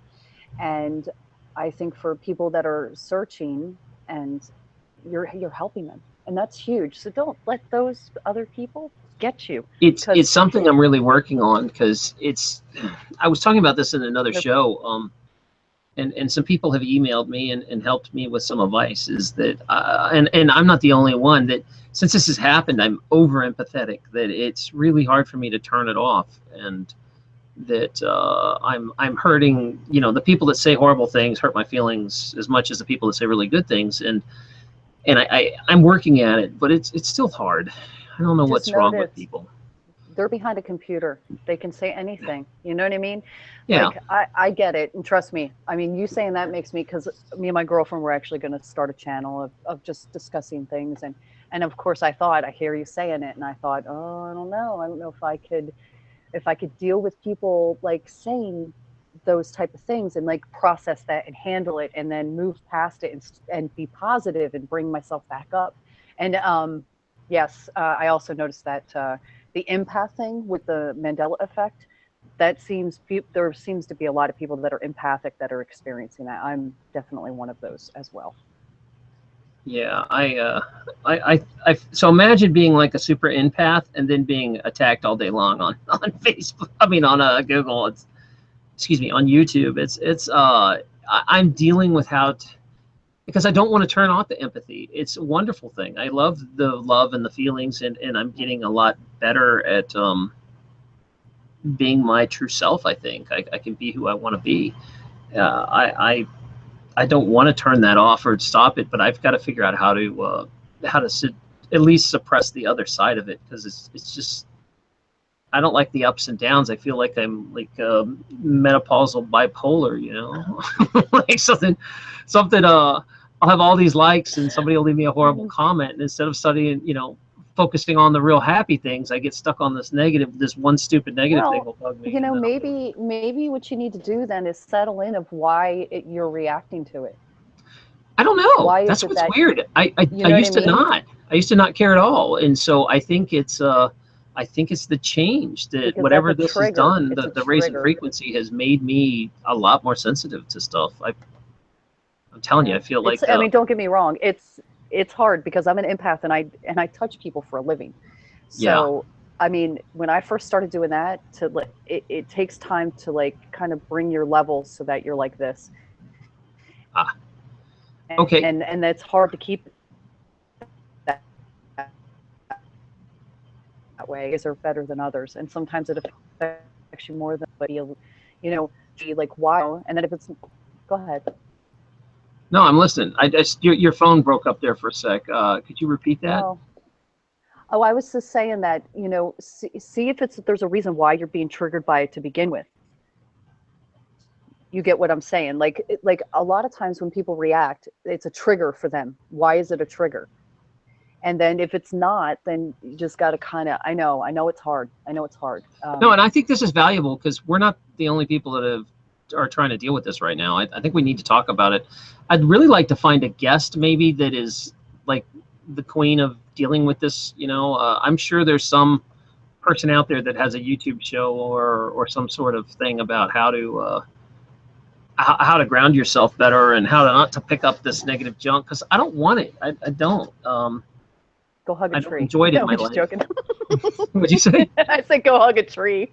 Yeah. Well, hey, I like trees. I love trees. No, they do say, I know how silly it sounds, but meditation. No, actually, when I was walking in the woods, I was much better. So I Right. do believe like walking around nature really chills you out. Oh no, it just brings you back to It's where just people really need to I'm be. stuck in the house in the winter, and I really don't want to trudge around in the ice. So Yeah, hopefully in the what spring, I can what start state getting are back you to in? it. I'm in New Hampshire. I'm out in the White Mountains, so it's like Oh, yeah. ground zero for snow right now here. Yeah, well, we just got a little bit of that. I mean, well, we got a lot. We got like not as much as they were claiming. All right. They thought we'd get 2 feet close to Philly, but we didn't. Let me jump over some more questions though. I've got some Go people ahead, waiting. shoot. Lily Brown, why do people older than me and younger don't remember the same way as me? So what do you think she means by that? I'm not 100% sure what that question means. Is it why are older people? Does you mean like the ME is not affecting older and younger people? They're only affecting people in your generation. Is that what you mean? If that's the case, I don't know yet, because I did take a poll on what age this affected, and I was wondering if there were like waves of people that, between 40 and 50 experience the ME more. And I'm curious, does it affect older people as much in the same ratios, or younger people? And so far, I can't really find a good answer, because part of the stuff that is coming up in Mandela effect is like a lot of 80s culture, which is going to affect people that are like 30 and 40. So there's a high ratio because there's a lot of information about it out there. But I don't know if that means it's happening just to that age group more. It could just be because that's what they know well and pay attention to. I've asked some older people about the Kennedy assassination, and all of them said 4 people were in the car for the Kennedy assassination. They were all alive during that time. So. My dad was 75, and he knew all the names and everything. And I was like, how many people were in the car? And he was like that. And so that I agree that. And then I was like, well, no, Dad, they say it's 6. Look at this. And he's like, no, something's not right. That is not what I remember. And so, there are people in their 70s that are with us. I don't know if my dad is, but I'm saying some of them, I would imagine if you guys are in the chat room and you are of more of our senior friends here, let us know, because I don't know if this is just like Generation X stuff heavy or not. Well, I've also noticed that younger kids are definitely affected by it as well.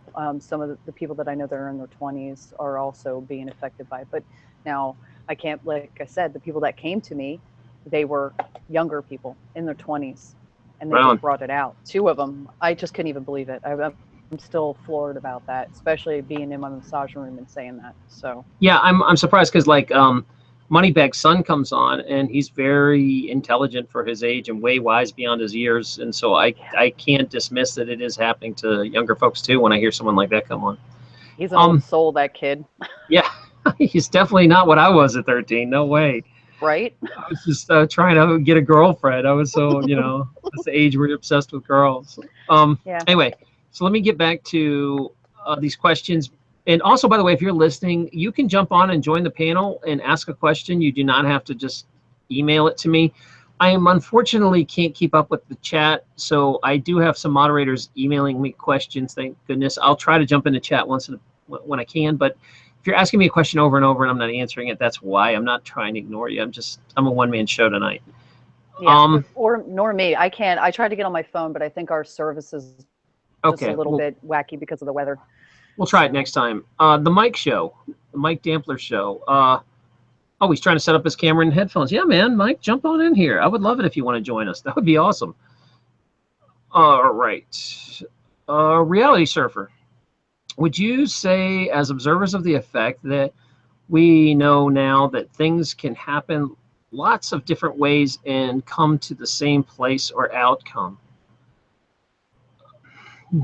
Yeah, I mean, we're all here in this reality, and we all have nobody has like their same realities match 100%. So that being said, we got to be from multiple realities and multiple choices that have all led us to one place. It's an excellent point. What do you think on that? Irma, you got any opinion on that one? Did she drop out? Am I on my own here? Yeah, I think she dropped. Okay. Yeah, I think that's a good point, that all different ways and all different realities kind of we ended are kind of at the same place. And it goes back to what I was saying in the beginning of the show. I feel that you have all these souls that go out and collect experiences, parts of your soul, and then they come back together before we get out of here. And that's my personal opinion. But so I would think all those other personal choices lead to one place. Eventually you come back to a dominant soul, and it's maybe in this reality or the next one we're going to jump to. I don't know if this is our final stop. I think we might jump again here and there. I really don't know or what's going on, but I'm hoping. I'm enjoying the ride now at this point. Let's see. The next question. Has anyone seen shadow people? Ravel asked this. Now, I have had people come on the show and talk about shadow people. There was a guy from, oh man, I think he's from New Zealand or Australia that came on the international show to talk about that his entire family has seen shadow people. And there's different themes on this, because some of the Christian people will be like, man, demons in your house, you better pray for Jesus and get them out of there. There's some people that are saying it's not an evil presence. Like if it's a demon, there's evil energy in the house and you feel it. If it's a shadow person, I think that is my thing is I think our realities are kind of crossing over and tuning in. One of my listeners described it as like when you're driving down the road and you're changing from one station to another. Sometimes when you're rolling through the dial, you get both stations at the same time. That this reality, because the earth is changing its vibration, is picking up different realities that are here. And I think the shadow people are people living in the same space you are. So it might even be yourself in another reality, your family.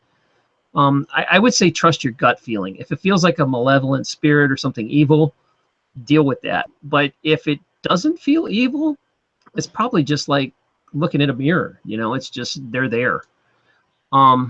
What about you? Have you had any problems with? I have not seen these. So I have seen some. I've seen a lot of things. I mean, I've seen shadow people, but I would say or was it like that no, because just like what I'm talking about, like matter of fact I've seen things since I was a little girl. Like me and my mom and my sister up on the top of the stairs. You used to see this guy that used to stand up there, and you could see through him, and he would just stand there. And so my mom wasn't like this kind of person that would say to us, no, that's not real. So us as children, I wasn't scared by it. You know what I mean? So I think people need to sit down and just take I the really fear believe out of it's it what, first. yeah, what energy you give it. If you think it's a demon that's Right. gonna come into your world, you're gonna invite a Right. demon to come into your world in that form. I think you create your reality. If you think, oh, this is me in another reality, just wave and say, hey man, what's happening? I hope you're doing better than me. You know, Well, like, and it also could be residual. I think that is possible too, where if you're in a place where it's extremely old, you could be having like where people maybe lived a long time ago, yeah, just kind of doing the residual thing where they're just moving around. I think like people need to sit in it and see if it feels bad to them. If they feel uncomfortable, then maybe yes, but don't live in that fear based of it first, because if you live in there, you're always going to think it's bad, I've seen a right? ghost once a few years back, and it was as clear as looking at you, and it wasn't evil feeling. It just freaked me the hell out because I was on a train, and I know nobody rides trains anymore, but I was on a train from Savannah, and I was in this box car, or whatever, a train car, and the I look over, and this little girl's like in a red dress, like a 1940s kind of red dress thing. She's standing on the seat and like kind of bouncing up and down and looks at me and all this. And I'm like, okay, this little girl's a little out of control, whatever. And then I go back and I playing on my iPad, and I turn it about like a minute later and look, and this girl is not there. I mean, it wasn't even a minute. It was like 30 seconds. And it's not like you can just get out of a train car. I mean, she was in this train car with me, and I looked, couldn't find her anywhere, and I realized, holy crap, I just saw a ghost. And it wasn't a malicious thing, like it wasn't like a poltergeist coming after me, but it did freak. The first time you have this experience, it really kind of makes your hair Hair stand stand up. up. It really does. It freaks you out. I lived in a 300-year-old house when I was a teenager, and I had a little sister. She's quite a bit younger than me. I'm 45. She's not even 30 yet. So I'm standing in the kitchen in a doorway, and I'm going to walk from the kitchen into the living room. And we had the oven and the refrigerator pulled out to clean behind there. My mom was a very clean person back in the day. I can't, she wanted to like get all that stuff. So I said, Samantha, you can't be behind there. My sister was standing there. I took one step into the living room, and my sister was sitting in on the chair. She was sitting And there. yeah, it wasn't her. It was a ghost that looked as real Oh, as a person, like very tangible, and it wasn't her. So, I mean, like, even though I've seen a lot of things, it's still like really, to this day, it still freaks me out a little bit because I've seen shadows, and you see that type of stuff doesn't even bother me because I see it. well, I But something tangible, go ahead. no. I was gonna say I believe you can get glimpses of other realities, and I also believe in nature spirits and beings here that just about anything we've imagined is real, and it's just in a different reality on top of ours. That they're here because we've kind of created them in this reality, or vice versa. You know that whatever you put energy to, you can create. And I do see disruptions and distortions all the time where, something will walk across the floor and it's like, it's not a shadow person. It just looks like someone blurred the floor for a minute, or it's like a disruption in reality. It's like a wave. And I see that stuff That's so all the weird. time, but it's not malevolent at all. It's like, I think they're like happy nature spirits, and I hope they are because I dig them. So I that's, seen something walking through the woods, and that's so weird that you said that because I've never heard anybody else have that kind of story. But I was looking, what my brain thought it was maybe it was a deer.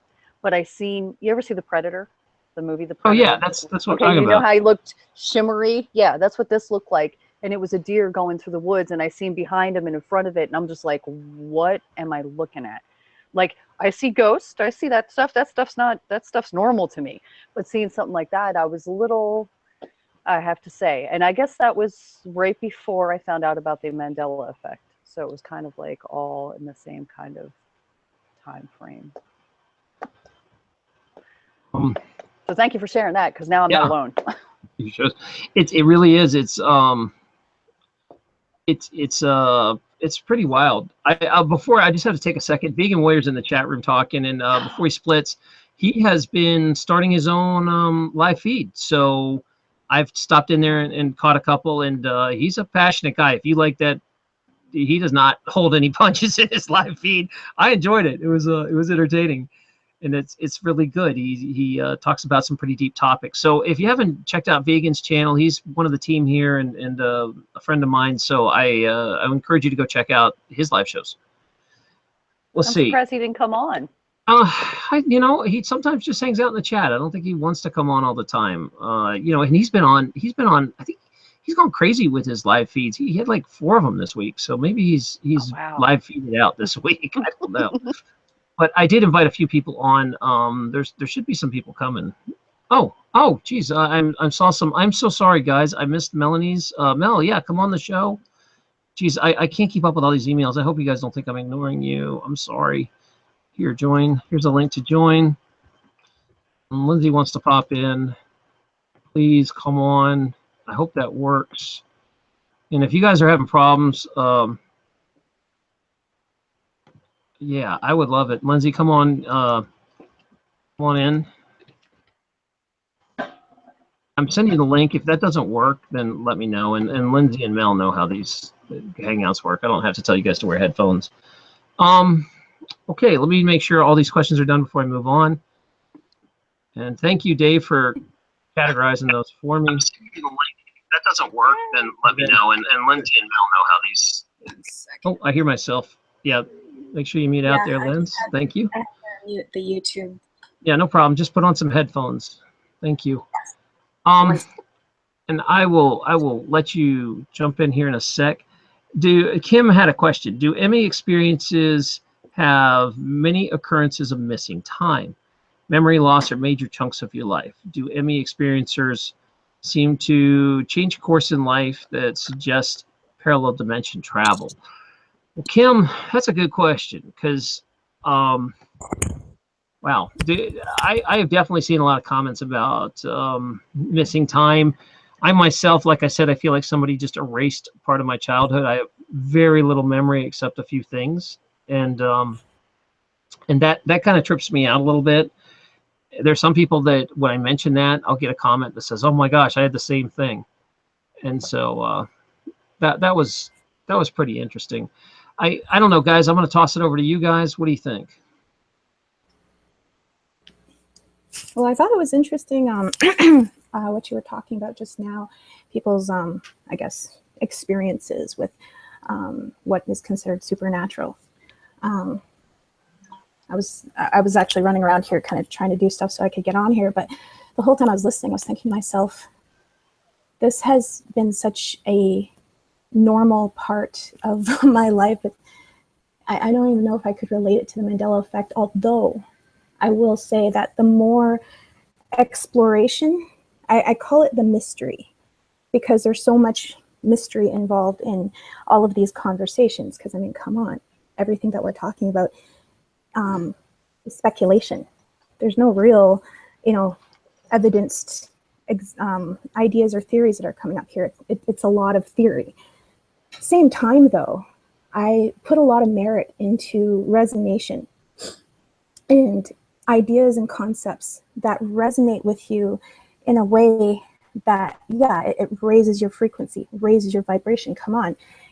How many of us talk about chakras and talk about, like that positive focus or that ability to uplift, having a tangible effect on your well-being, on how you perceive information.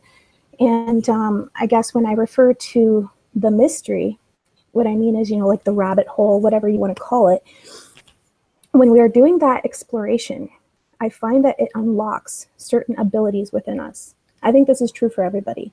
I think that we all have these potentials, whether it is intuitive potentials, clairvoyant, clairaudient, all of the clairs, because there are multiple clairs, everything from clairsentient to clair, I can't even think of all the, but like basically being able to sense things through the senses of taste, touch, smell, even, and that there is power and there is ability that comes with this.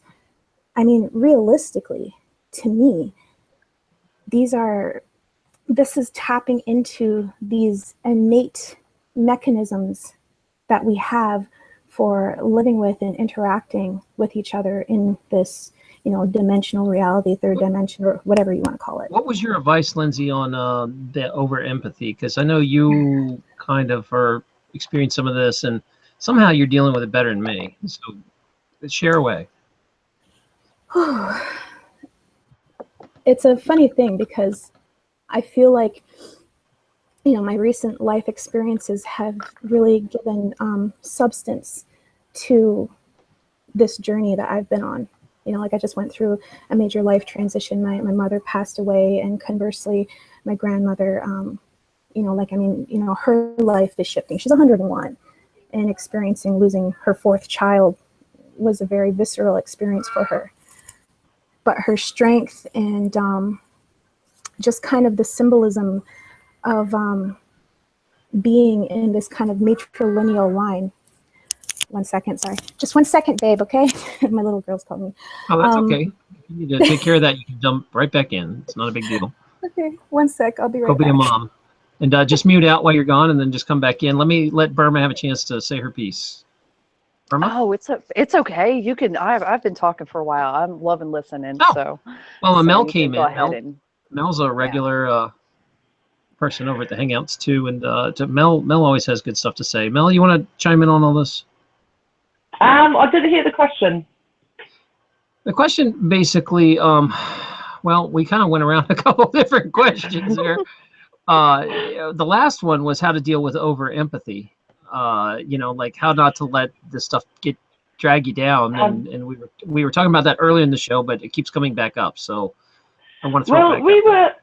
A few of us were talking about this recently on Discord, and a tip that came out was, if you feel you're one of these people who does draw the emotions from other people and let it affect you, then what you can do is, before you're going to go out into the world or go visit family, imagine yourself shielded with in a shield of like white light, like it's I do it as a spinning shield around me, and I imagine that in my mind's eye, I imagine that if these emotions come, then the spinning shield sort of flicks them away. You visualize this, and does it actually make you feel different? Like you could feel a difference when you go out? I tried it about a week ago, and it definitely did work. I felt really did. So yeah, I would definitely recommend doing it. I did feel there were it kind of distanced me a little bit from reality. I felt a bit strange. I saw some visual disturbances, but that a lot of people see when they say these your frequencies going up. So, but it definitely did work. I wasn't as affected by others' emotions on that day. So it definitely did shield me from that. Yeah, I need to start working. I do some visualization like that, and I use rocks. They seem to help. Like just rubbing, you know, certain grounding stones seem to just chill me out. Like I know people. It's funny because it's like old wisdom.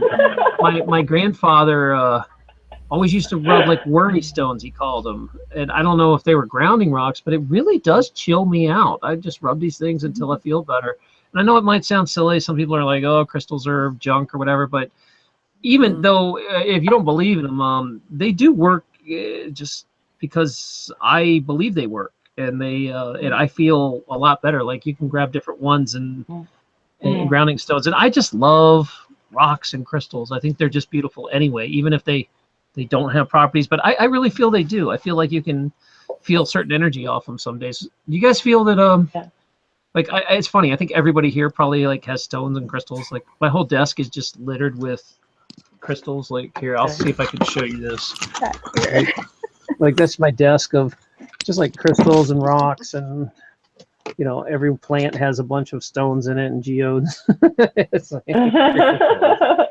so that's it. You get the little behind the scenes there. There you go. Oh, that's awesome. Yeah, I feel it's something that's changed for me. It's like a new ability. I never used to be able to feel anything from crystals, but now I definitely do. So it's definitely a new ability. Well, everyone in chat has crystals. That's what I've noticed.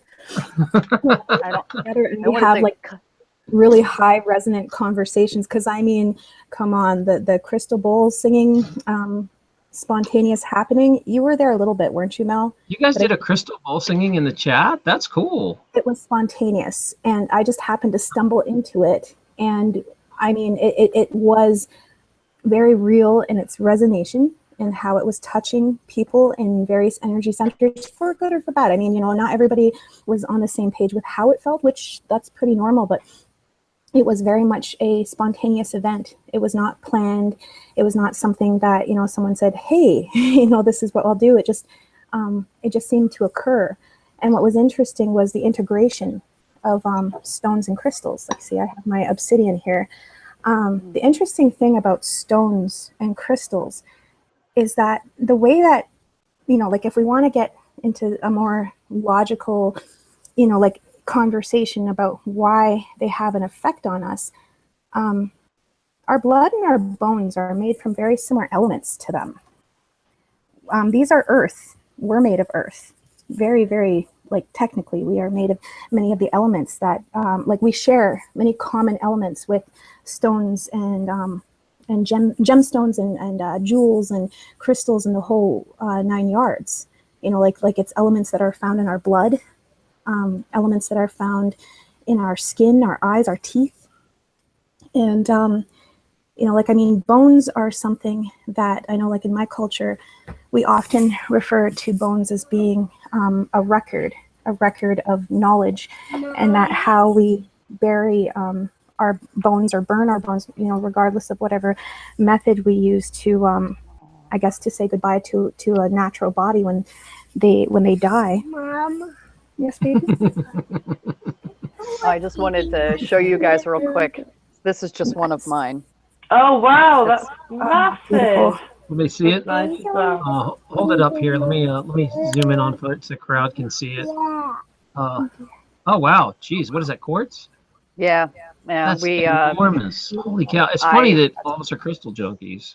Oh, I will have to say that I broke a necklace many years ago, and of course, part of my heritage is also Native American. My grandmother was from South Dakota, and she was a Crow.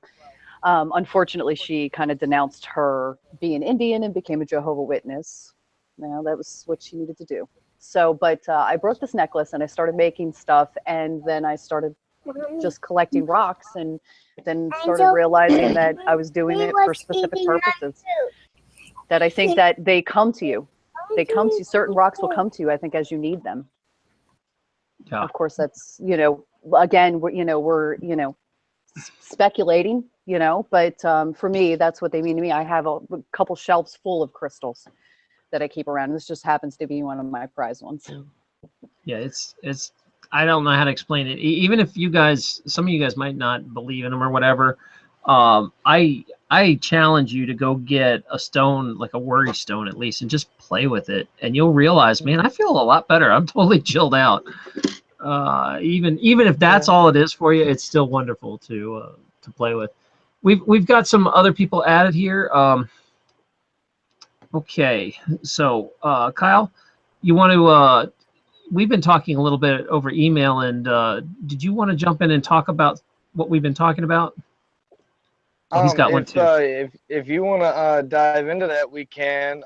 Yeah, I just want to jump in on the stones. Sure. I completely agree with her. This is actually the very first stone that I ever bought. It's the only one I did, and it's a rainbow omnisite or something. I'm horrible with the names, but it's a worry stone. And I was laughing because you were saying your grandpa had one, and I got it just for, you know, just for in my pocket. But any other stone that I got, and I got like 20 plus other ones, they've all been gifts from just random people just going, hey, I feel you need this. And 2 or 3 of them have been completely from people I didn't know, like at a festival, a Renaissance fair or something like that. It's really weird how I've come into contact with them. Well, I want to mention something because before I forget, I want to tell this story. So Kate got me these little heart labradites, and I have 2 of them. And one's kind of like one color, and one is another. And they were gifts, and they're one of my favorites. I love them. So I keep playing with these things, And the other day, one just disappeared and became the other. Like I couldn't find one. And then I looked at the table, and when like I was playing with one, sat it down, and it became the other one for a while. And then it came back to this one. And I'm like, what the hell is going on when the stones are changing in front of you? It's like, I don't know. I probably have some sort of like nature spirit screwing with me thinking it's funny. I don't really know what's going on. They do that, I guess. I've had things disappear and reappear. That's what I was going to ask y'all. So I Yeah. want to throw that out there because I think a lot of people feel like they have this where, you know, they'll lose their keys and then they go to the table and their keys have been there the whole time. Do you guys feel that we are just like all senile, or do you feel that like things are jumping to other realities and coming back? That Definitely or could be a like variety of someone things. walking by grabbing it. Like you in another partial where it's fading through, like y'all were talking about, you just picking it up before you thought you were going to. And then when you went to look back for it, there it is Do you again. guys feel that we are Ooh. just like all senile? Can you mute Mike? Mike, I can't. Mike, I can't hear you very well, dude. You gotta get your mic straight. Mike, can you hear us? I think we're gonna have to mute him out somehow. Mike, I want to have you, but I can't understand you, dude. You gotta, all right. I'm sorry, buddy. You can come back. It's nothing personal. I just can't understand you. Sorry about that, guys. When we do these live feeds, it's hard because people haven't tested their audio stuff, and you'll get some people. So, Mike, if you're listening, I love you. Come back. Just fix your mic, man. I couldn't understand the thing you were saying. You sound like a junked out robot. I'm sorry.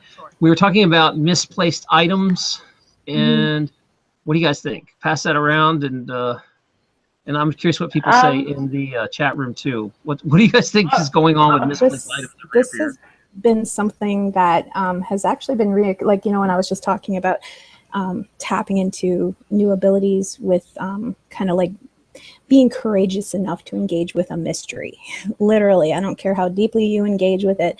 For some reason, the commonality that I'm finding, even with this community here, is that more and more people are discovering these things about themselves or experiencing transformations just because they're exploring these mysteries. And it's more than just the changes. It's actually the exploration of why and what this is. But anyways, about these missing objects, this has been happening a lot to me lately. And I mean, I don't know how to describe it or determine it. You know, like in my own culture, we often think of these things as either being a circumstance of, you know, like a passed on loved one is shifting or moving things, or it could be something that's done by what we call the little people, which is also known as the fairy people.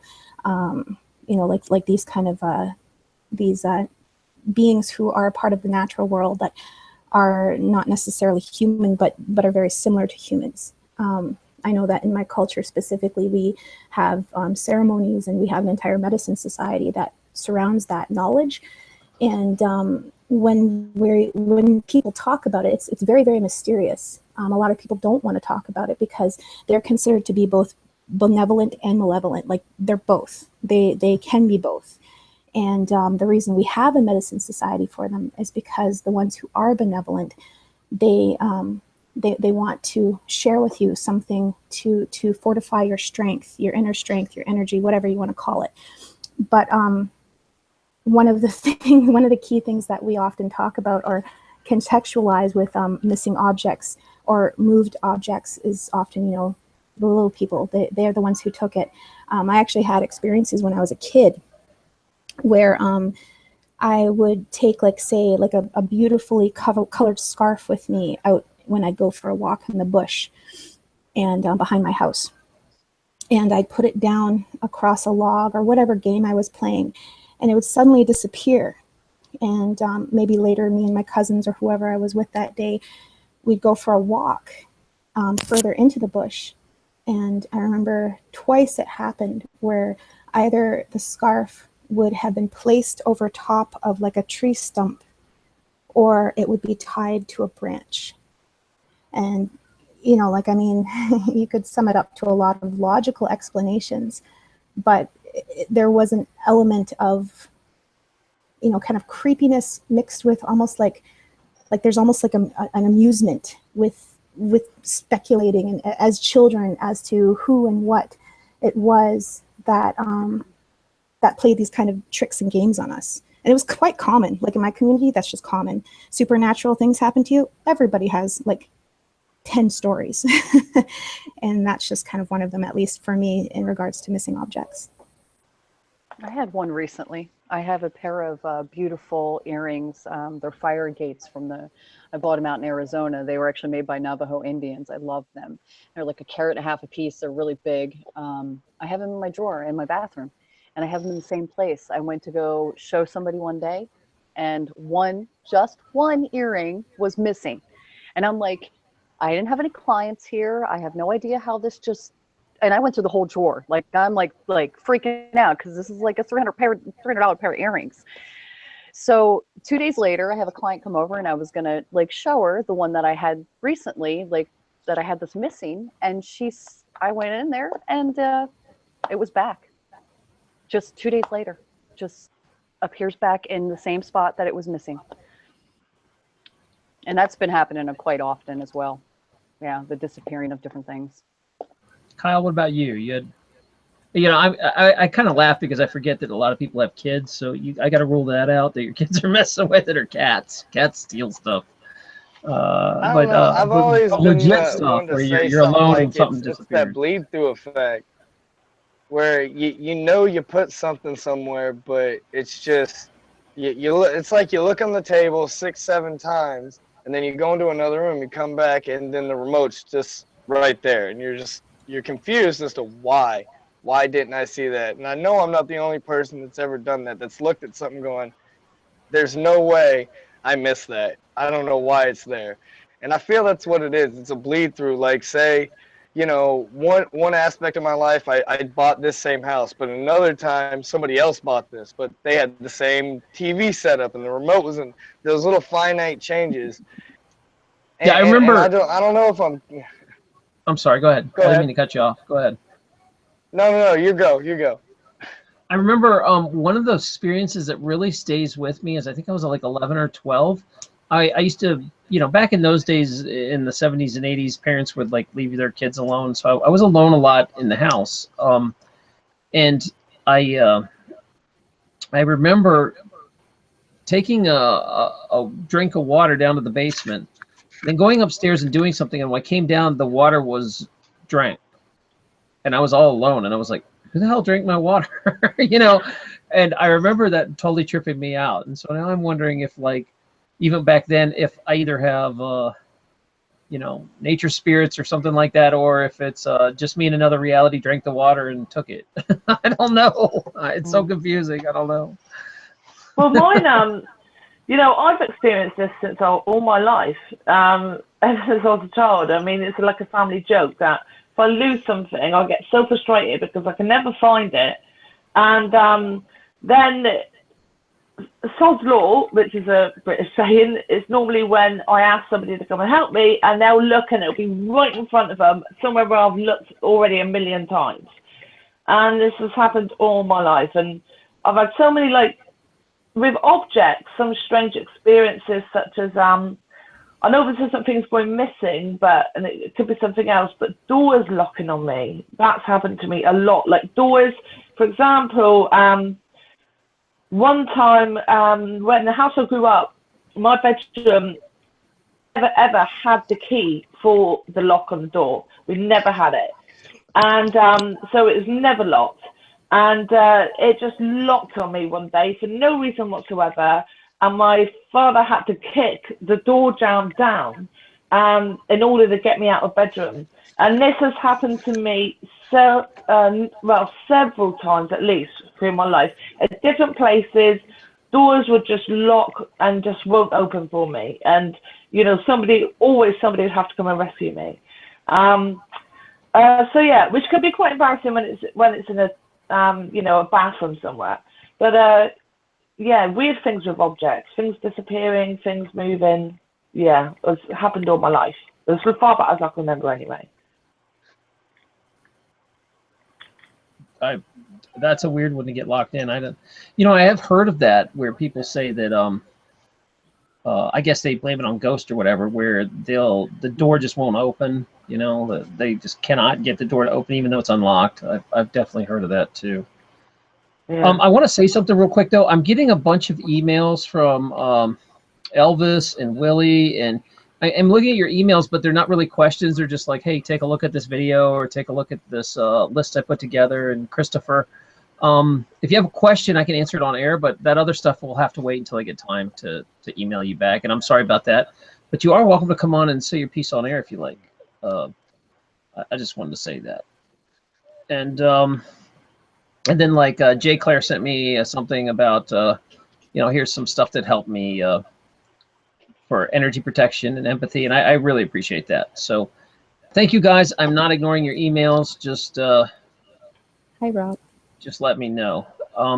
Also, I am, we are, still, some people are saying, they wanted to drop the Discord link and stuff. So that's out there, but I ask that you don't really kind of like jump over until the end of the show. Wait till we're finished, and that because a lot of these people will be hanging out in chat too. You can meet them and talk to them and ask them questions if you saw them on here. So I am going to drop the Discord, and if you want, you can, drop over there, but I ask you to please watching the show and hang on until we're done here. So this is the new Discord. The Discord, sometimes you try it and the link doesn't work. The one I just dropped will work for the next half hour. So there you go. It seems to erase itself. We are joined now by Rob. Thanks for jumping in. Rob had a question, comment really. Let's see if he's there. Rob? Hey, how's it going, Doc? What's up, my friend? How are you? Good. How are you doing? It's cool. You wanted to jump in and say some stuff about one of the topics we talked about earlier. So feel free. This is kind of like a freewheeling show. We can go back to other topics. And that's same with the chat room, guys. If I didn't answer something to your level of happiness, we can go back to topics and keep talking about it. This is totally freewheeling, and I'm going to go wherever you guys want me to go. So, Rob, go ahead and talk about what you'd like. Well, it was just something that you were talking about earlier, and it was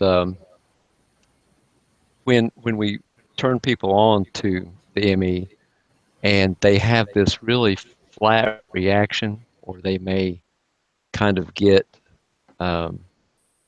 really belligerent with us. That is kind of freaking me out more than the ME itself. I don't get it, because you can ask someone like 10 questions in a row, they remember it the way we remember it, but then when you kind of say, well, here's what's going on, here's some theories around that, sometimes they'll shut down. Or we've talked about that before on chat, on Discord, and that kind of freaks me out. I don't get that. And these are rational people that you would think would have an open mind, at least enough to entertain the possibility that something's going on with our reality. And that's, I just can't get past that. I've kind of learned to adapt to this new thing and the ME and the idea of it and function. It really shut me down for a while, but I'm having a hard time dealing with these folks, because I've got a coworker. I was showing him yesterday, and he was answering the questions one after the other. Showed him the Ford logo. I said, "You see anything weird with it?" He said, "Yeah, the pigtail." I said, "Okay, here's what's going on." And it was like you said earlier. It's like, "Okay, you want to get something to eat?" And that the conversation was over. And that kind of freaks me out. I'm curious about that. We keep getting this. Like, why do some people just not react? And I think part of it maybe is some people's psyches, when you really disrupt their world, it's just like a short circuit. You can like kind of see their brain just like a dog kind of turns its head. They just kind of short circuit, and they just go back to what they know. And then some people, like I said, I don't know if their vibration is just incapable of dealing with this. I'm going to pass it around the room. What do you guys think? Hello? All right. I lost everybody. Well, Repeat the question. He's talking about, again, and this comes up a lot, that he'll he just talked to some buddies at work and was like, "Hey, man," and they agreed. And then after that, they were like, "Hey, let's just go get some lunch." Like it's no big deal that reality is completely different. Like, hey, by the way, you live in a fake reality now or a different reality. Oh, no problem. Let's go get some lunch. I've seen this as well, like that glazed look or they just stare and then they just change the subject, or be angry, almost a defensive aggression response. I don't know. I mean, I've heard it could be people said they could be programmed, which I think is quite likely, very likely. And the same as what you said, Tarrin. So yeah, I think it's probably a mixture of reasons for different people. Yeah. Anyone else want to? I've only had one real confrontation with one individual, and his has been more of a trying to figure it out in a logical standpoint, more or less trying to point towards false memories and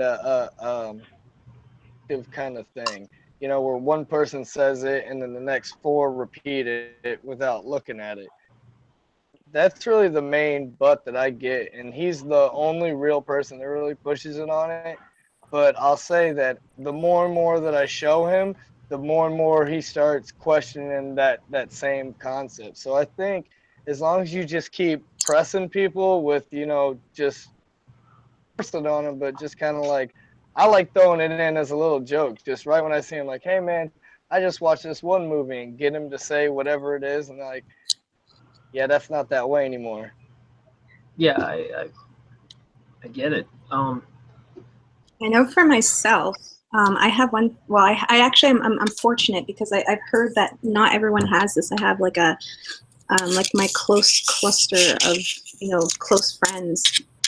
Everybody is open-minded to the Mandela effect, and we often check in and talk about it. And there's always kind of these shared looks of either frustration or just like facepalm moments when we kind of share with each other something that we learned. But I know that one of the friends in this circle, and she's my best friend actually, one of the things that she expressed, and I agree with her, is that like we know that this is happening.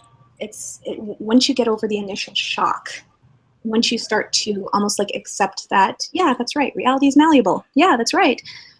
These things are happening and can happen. Yeah, that's right. Your focus does seem to have a lot to do with your perception and your vibrational frequency, the whole 9 yards. I often say, even in the chat, and I've said in previous live feeds, that I believe that the Mandela effect is actually just a piece. This is just a piece of a larger phenomenon. This is actually not the whole of the phenomenon. And my friend, that's basically where she's coming from as well. And the way that she's looking at it is, we have such important things to focus on that we actually don't have time or energy to think about this song changed or that movie changed or this line changed, but rather to stop thinking solely about the changes and actually start thinking about what can this contribute to my personal growth, my personal evolution, and my personal understanding of the world that I'm living in, and what can I pull from that? How does this help the whole, I guess? How does this serve the greater good if this is something I'm choosing to explore? So that's just something that she brought up that I thought made sense. Plus, the other point that everyone makes, and I can say this because I hear that you've got 18 to 24 inches of snow too, Tarrin. Oh, that's right. You're in Canada. Yeah, that's nothing to you guys. Well, this year it is, because we've had the strangest winter, and I haven't seen this much snow in a long, long time, and it was totally unexpected. And I mean, and it's sad too, because the geese came back, the birds came back. Like, there's a lot of things that are going to be affected this year in terms of how we grow food. Are the nuts and berries going to do okay? The sap, like that makes maple syrup, that's not running the way that it usually does every year, because the trees started budding earlier this year because they thought it was spring. That is in itself is almost like a Mandela effect, because it's like your reality is totally shifted by the natural world changing. I want to jump into that. There's some comments from Joey emailed me, and he says that with people being forgetful, he thinks it's aluminum particles, that they're being sprayed, nanotechnology. You can line up 40 pieces of aluminum they're spraying to the width of a hair. So he's saying that it's on purpose, that people are being sprayed and kept that way too. So yeah, I just wanted to throw that in there because I got an email. So I appreciate that, Linz. And let's let David, you just jumped in. You want to say something, buddy? Yeah. Can you guys hear me? Is my mic okay? Or Yeah, your mic's good. Go ahead, take it. Is it actually good quality? Okay. Yeah, Overdriving and I, a couple days ago, we were on your Discord chat session. And I tell you what, we were actually experimenting. I think he had an idea about manifesting something instantly. And I was like, okay, well, let's try it. Well, lo and behold, what we did is we thought, let's change the logo. Let's see if we can do it. And what the first thing that came in my mind was like the BP logo, like British Petroleum. I don't even know why. It just, I said, okay, BP logo. And he says, okay, black and white. And I go, all right. So then I just pulled up Google and just did type in BP space logo, hit return. And up comes Google response for BP logo, all the logos. But at the very top of my Google results was a description of the BP logo, which is now basically what they call it, defunct, or there's no longer in circulation. It was a black and white. And the rest of them were all color, as you would normally see right now. But what's interesting is, like, why would they put a black and white logo up there when everything else is color below it? And it almost makes us think that maybe they're just toying with us. Whatever the construct is, they're saying, let's throw these guys a bone. Let's make it happen. We tried it a few other times and it didn't work, of course. But this is what's even more interesting. Later on in the evening, I did the same exact search with Google, and it gave me a different complete result. I actually have some screenshots. I posted them in your Discord. What I'll do is I can repost them again in the general, if you go into general there. And what happens is that when I did a Google search on the same Dave, you can feel free to screen share them if you want too. I don't mind. Yeah. I don't have them prepared right now, but I can go get them later. But what was really funny is when I went back into the same exact search, no longer is that little paragraph with the black and white logo anymore. It's just the regular old Google search. I don't know if you can chalk that up as basically Google just uses whatever algorithm they have at the time, and maybe they just served up that one. But I'll be damned if they served up the black and white logo as not even minutes, seconds after we actually asked for it. Or we would say, okay, we're going to think about a black and white logo, and I'll be damned, it was a black and white logo. I really like to, I like to think manifesting is that powerful, and I think it is. But you know what's weird to me too is I think sometimes Google's listening to us because I'll be talking about something and then I'll see an advertisement where I never typed it. It's just, I'm talking about whatever, a rice cooker, and there'll be a rice cooker in the ads, or sometimes I even think it, and I'll think of going to a website, and as I get on, it fills out the website that I'm thinking of. I'm like, what the heck is going on? Is that me manifesting, or is Google have superpowers now? Like, what is going on? Yeah, kind of like when you're doing a search on, let's say you're doing a search for a guitar or something, and then and the next couple of days when you're on Facebook or any social media type things, a lot of the ads will slip in there. They'll even say, "Are you still interested in this guitar?" It's like, in a way, is it almost the same way in real life? I get it if you're looking at that on Amazon or you're typing the word guitar or something, but how's it when I'm just talking about it or thinking about it that it's populating this? That's a little weird. Well, yeah, that's what I was expounding on. I was talking to a friend of mine about airfare. I don't know if I told you about this, but one day we were talking about airfare, and we have a kind of a small niche air place here called Allegiant Air. I don't know if they're not that big. I mean, they're so small, and I barely even. The only reason I know them is because they always have cheap airfare for our area. Well, lo and behold, I was telling them about airfare. Like, we could fly to Florida for like $59 and $69, depending on what you look. But what's funny is that one day I was talking to him, I kind of embellished a little bit, and I says, yeah, we got $49 airfare. But I knew in my right mind that, no, it's never been 49. It's always been 59 or 69. I didn't even know why I even said 49, just because it sounded cheaper or something. Well, and later on that same evening, when I was sitting here at the computer, all of a sudden a TV advertisement comes up, a local ad for Allegiant Air, $49 airfare. So that could be one of those real life situations where I mentioned that to him, and then all of a sudden it got basically an interstitial ad or something came up right there for $49 airfare, which I've never seen before. lo and behold, I've never even seen a Legion Air ad on TV before either. I mean, this is like a small airline that local, like in the Quad City area. So it's interesting. They do claim that they do have so they do claim they do have the technology, don't they, to put thoughts into our head or extract information from our thoughts. I mean, I've heard they've got it now. I've heard they will have it. And to be honest, who knows what they're spraying on us? You know, there's some weird stuff in that. What's coming down out of the skies? So who knows what it's doing to us? Yeah.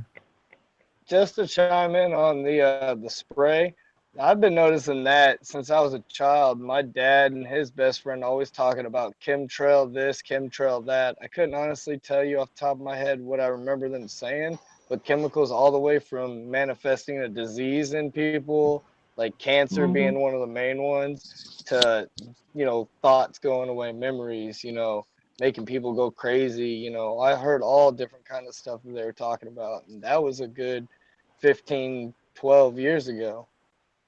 They've been experimenting. That's definitely been around. They've been doing this for decades.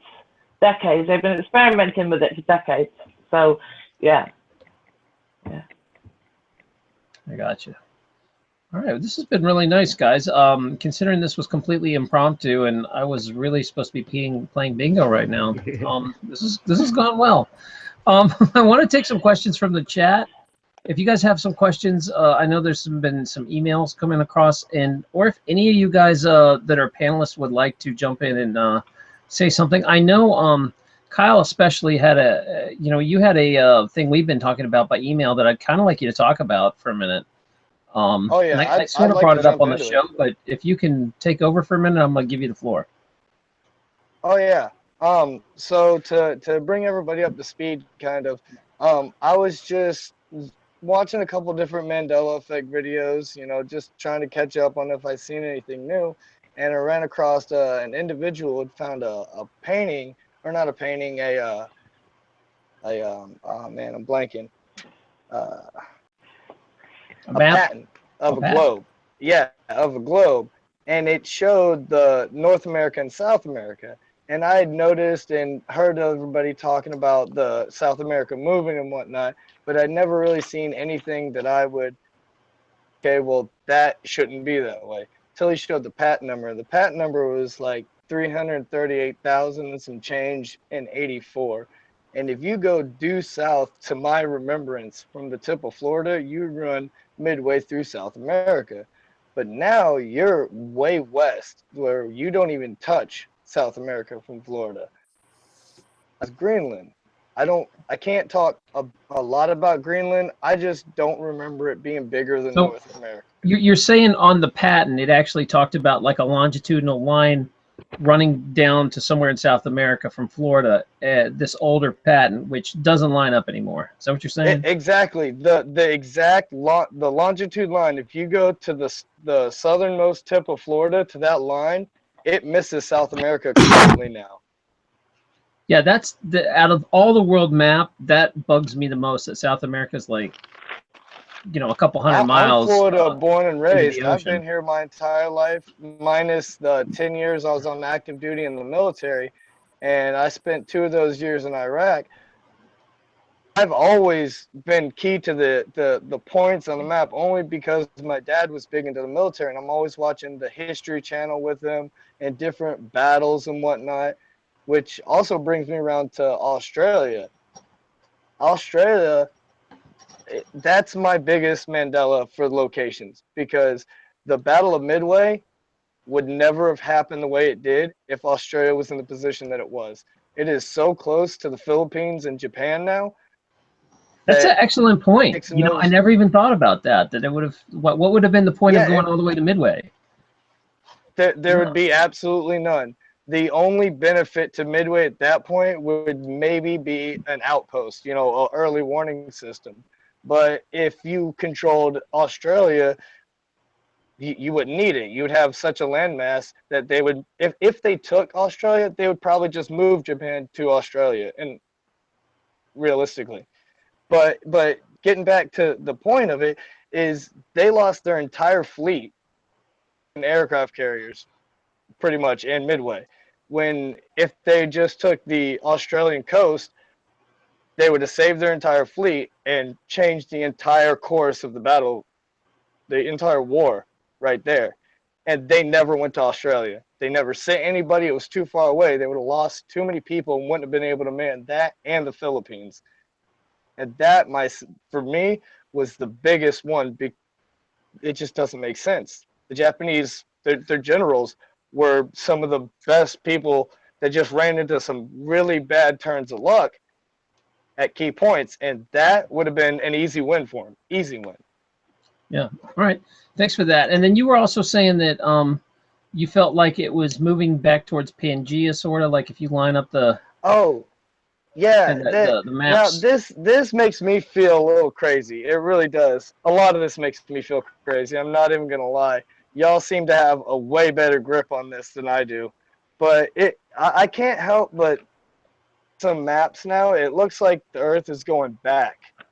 It's going back to being whole again. Because Australia, if you give it like a quarter turn clockwise, fits right in snug with India. And South America, give it a big nudge, it's perfectly in line with Africa.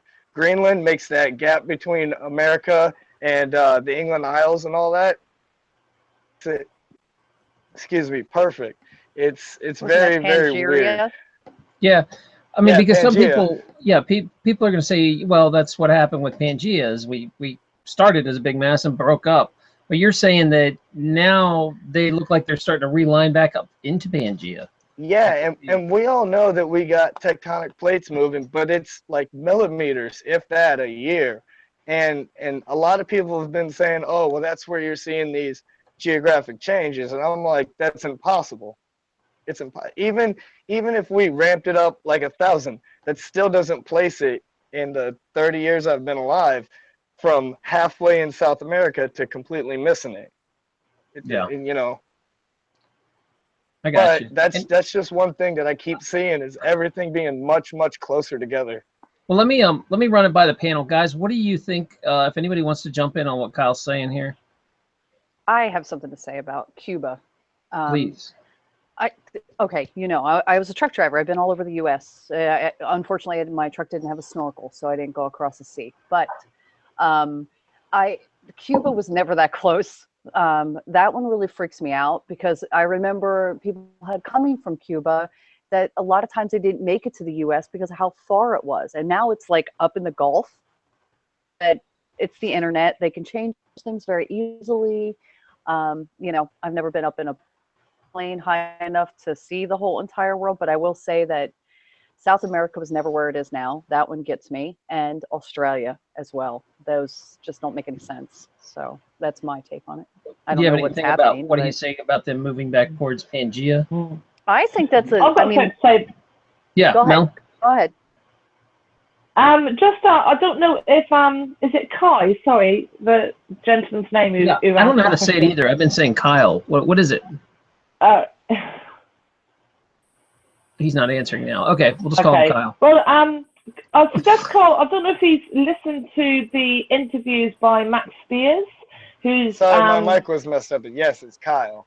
Kyle, okay. Kyle, okay, Kyle. I don't know if you've listened to Max Spears and his interviews because I haven't listened to all of them, but what he said resonates with that in that his narrative, if you like, or claims are that Earth is trapped in I think it's 50 million year cycles, and what's happened is that the souls that are here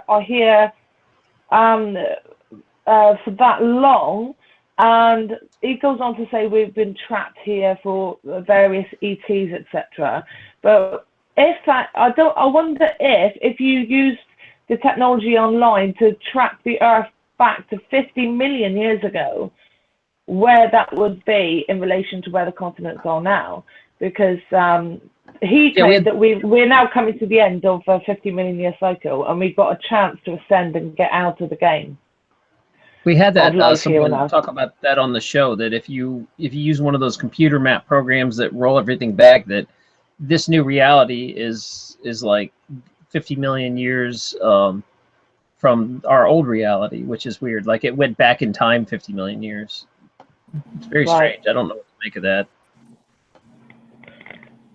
Yeah, no, I haven't heard of. Well, I think I'm horrible with names. But no, I definitely have to look into that. I think Dr. Lupo and I have had mentioned that, or if you cranked it back, that the two are very similar to each other in kind of an opposite direction, which I think is real weird because even if we're going back 50 million years, how far do we have to go back till it's either full or we're completely touching the other side? Like, is Yeah. there a happy So that's medium? life. Which direction are we actually going? I don't know. Yeah. I mean, I've got terrible memory, so it may be I've got the 50 million, maybe from one of the Tarrin shows, and got it confused. But he was definitely talking about there was a long distance of time between cycles, and I'm pretty sure it was around that kind of figure. So definitely look into them anyway. They're on YouTube. Max Spears. Max Spears? Yeah. I'm going to start wrapping this impromptu show up, guys, but I want to give you guys a chance to say anything that you want to talk about. But Rob, you've been quiet the longest. Why don't you go ahead and say your thing, man? Well, there was just a couple things, and that's the reason I kind of jumped in, to share a little story and whatever. But I was telling you about an experience I had just up here behind my house a couple months ago. I know we talked about orbs earlier, and that's when I really wanted to get in, but I kind of missed that conversation. You can bring it up again. Do it. Okay. I was telling my neighbor about it and about the ME, right? And he's answering all kinds of questions for me, and he's answering them just right on. But all of a sudden, he gets this strange look on his face. And he's not, he's a good old country boy. He's not into anything paranormal or anything like that. And he gets this weird look on his face, and he's I thought he was just freaked out by what I was telling him, but he was sort of staring past me. And I'm like, "Are you okay?" And I said his name, and he said, "Man, there was just this big ball of light just up above your head." And I turned around and looked, and he said, "It's gone now." And I said, "But was it a star or what?" And he said, "No, it was like 30 feet off the ground." And we both kind of had that little, oh gosh, freaked out moment, especially with what I was just turning him on to and telling him. And I said, "Okay, I'll see you later." I turned around and went straight back to the house. I had never had any type of orb experience or anything like that. I didn't even see this one, but I believe him because, he's a very good guy, credible guy. And I believe that he saw something when I just so happened to be telling him about the ME for the first time. I don't know what it was, but it was way he described it. It was an orb. So that, that's my orb story. Yeah, I think we need to really revisit orbs because they're. I have a personal experience. I don't. I mean, Kate has a very real experience with it, and maybe I can get her to someday talk to me about it and to rehash. But I know in the chat she's talking about it. By the way, I don't know if it's Mike or someone. Someone is not wearing a headset, and I can hear myself talk. So, Mike, if that's you, put in earphones, please. It's driving me crazy. And yeah, if you guys come on air, I should have mentioned, please put on headphones and don't cuss. Those are the only two rules. The other thing, Dave, did you want to say anything before we get going? And then I'm gonna go around the room to Mel and Lindsay and everybody else. Dave, are you there? Dave, I think you're muted. Dave. All right, we'll come back to Dave. He's muted out. I'm gonna go. Lindsay, you want to say anything before we split? yeah, well, I mean, the conversation about orbs, I think that was another piece that I was having thoughts about when I was listening earlier. I know that, like in my community and our beliefs around orbs is that they can represent a few different beings. Everything from those who have passed over. And oftentimes you can capture that in photographs. Like I've got countless experiences with photographs that have captured many, many orbs. The most significant one was when I was in Copacabana in Bolivia.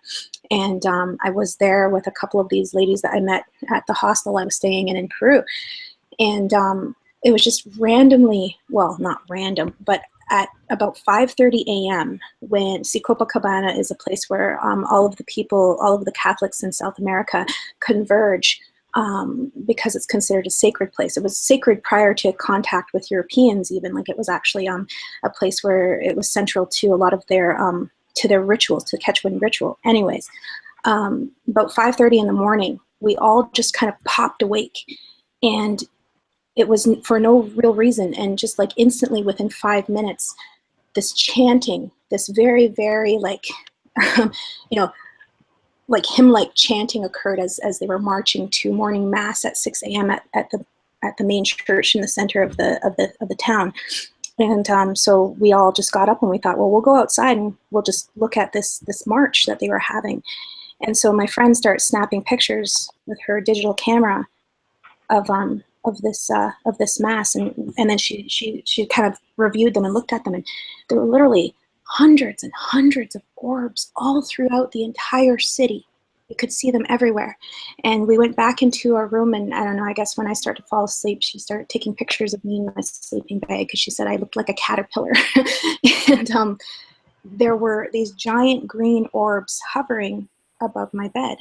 So that's one story. And then another story where there were photographed orbs was when I used to be a performer. I used to actually do hip hop and singing and all of that. And I used to mainly frequent youth conferences, because a lot of the people I performed with, that's kind of was our focus, was youth empowerment.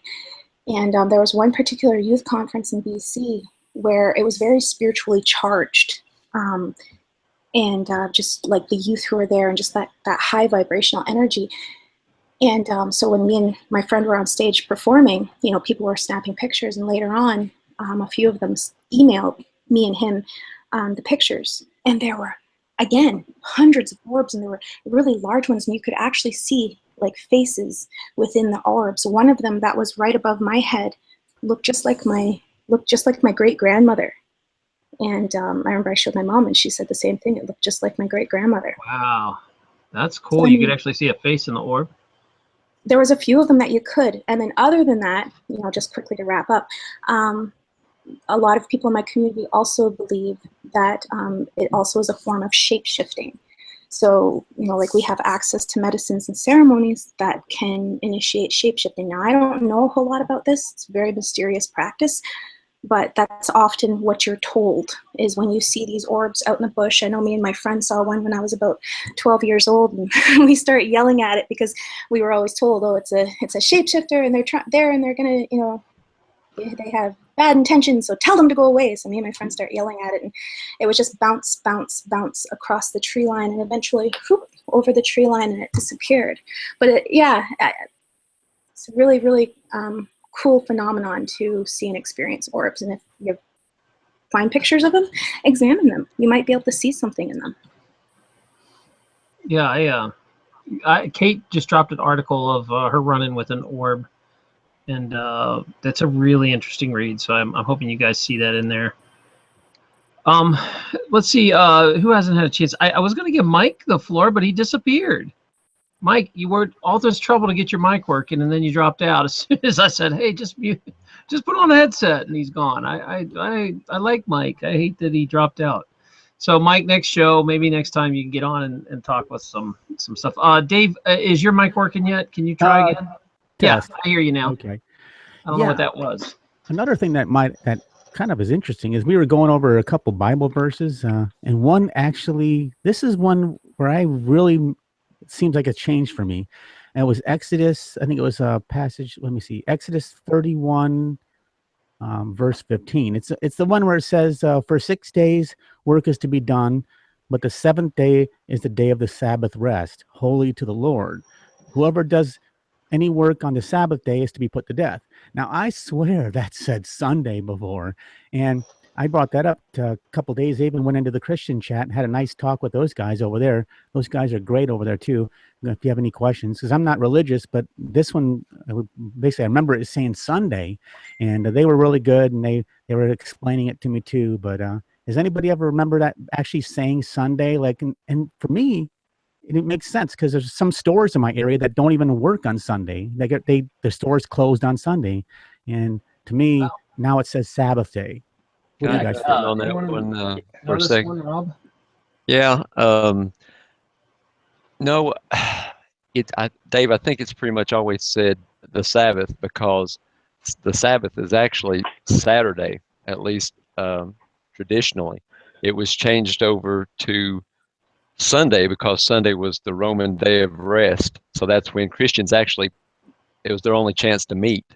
So, you can get into a Christian um, argument about that because even Seventh-day Adventists, they worship and they meet on Saturday because they want to hold to the traditional Sabbath.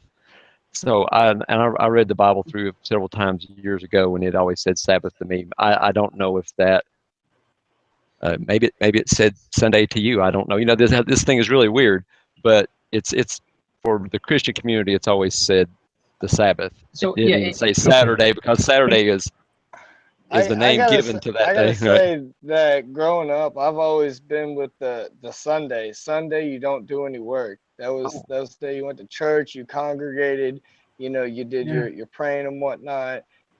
And I grew up in a Baptist church, my whole life until I was in the military. Kyle, I think the problem here is what David's saying is it used to just say Sabbath, and people had two interpretations of what Sabbath was, and now it's changed to where it just says Sunday.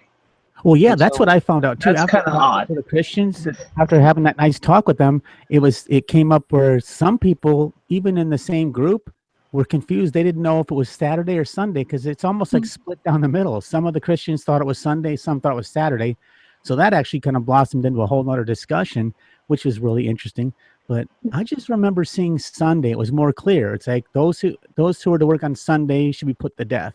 And then now lo and that's behold, what I went was back a getting couple to. days ago and it says Sabbath day. There's no reference to Sunday. And so that's like a real life change that happened to me right there. I mean, wow. Yeah, we should bring. Yeah, that's what I was getting around to. Is I always remember it being Sunday. It didn't allude to it. It said Sunday. Yeah, so this is about as close as I can get to seeing a change happen in front of my eyes. I mean, it didn't happen in front of my eyes, but I remember looking at that maybe a few weeks ago, and then now I look at it, it's Sabbath, and it just, wow. So, yeah. Now, just to chime in a little bit on the Bible, the big change on that for me was the lion and the lamb, and now it's a wolf and a lamb. I don't know if that's for anybody else, but that was a big one for me.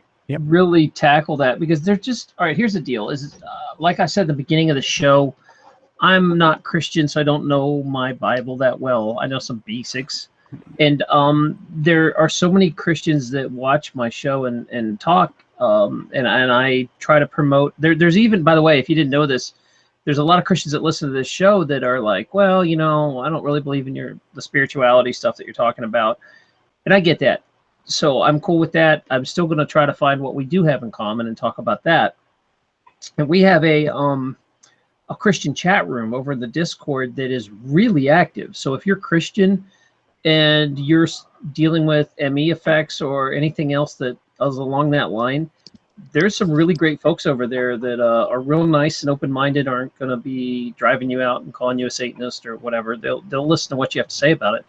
So I want to plug them too. They have their own Discord chat. Hi, Candy and Miguel over there. Yeah, and I jump over there too. They have some pretty interesting conversations. So there you go. Yeah. Okay, just drop the link over to the. Hopefully that works. The Christian. So if you're listening and you're Christian and you're like, oh man, I really wish I had other Christians, go there. Thanks, Kate, and all the mods. You're doing a great job. Yeah, and I'm going to have a show. I'm thinking it's going to be a special Monday show because some of the guests I have can only come like that day. I've never done a Monday show, so that should be interesting to see how that goes. I also would like to have another international show. It was I get a lot of emails saying that was their favorite show. People were like, man, that international panel was really interesting. So I think hopefully this month we'll have another one. I got to talk to the group and make sure there's enough people that are interested. Tomorrow, by the way, I have a very interesting story coming out. A few of you got a sneak peek of it, but it's about. I'm not a Planet X conspiracy guy or whatever, but there's a really interesting theory about how Planet X, the Mandela effect, and the skull experiments all come together. and that's SCOLE, the British experiments about the afterlife. And I tie it all together in one video. It should be out in the morning. It's going to be a real interesting one. So I hope you guys will, if you're listening this far, we'll jump over to that video and watch it. I don't think there's anything else like that. Word that neither of the links are active. Kate's saying the Discord links are not active. But here's the deal with Discord. Unless I make a permanent link, it keeps resetting every half hour. So let's if you guys wouldn't mind, I don't know, Dave, if you can put both the links right now in. If you guys are not getting into the Discord chat. Also, I have if you don't know what the heck Discord is, it's basically a big chat room, but I made a little video to show you how to get into it and how it all works. If you just look at my channel, it'll get you an introduction for coming in there. So what's going to happen is a lot of these people are going to jump over to the Discord and just keep talking all night. So if you're like, man, I just got here, I just found out about this feed. Yeah, man, you can keep it going, but like I say, it's you don't have to stop drinking, but you can't stay at this bar. You can't stay here because I want to shut it down soon. I was going to only go on for like an hour tonight. I don't know how this became a 3.5 hour show. This is so typical of the Mandela stuff. This keeps going and going. I'm not a mod. And I don't mind because these conversations are fascinating. I mean, I sit here and I'll talk to Lindsay about crystals all day or whatever. It's not that. It was pretty neat. And I want to take make sure before I go though, is there any questions I did not get to in the chat room? I'm gonna give you one last shot to keep us on here for another 10 minutes and talk about something. And after that, I am closing this puppy down. Or if there's anything a guest wants to talk about. Oh, Burma, I never gave you a last word. Burma, did you want to say your piece, dear? Actually, about the orbs. Bring it. Actually, right, is her name? I love her. I had a couple of photos, and like I think I would love to share those. I also have a video of some that I think were in the house. It's definitely not.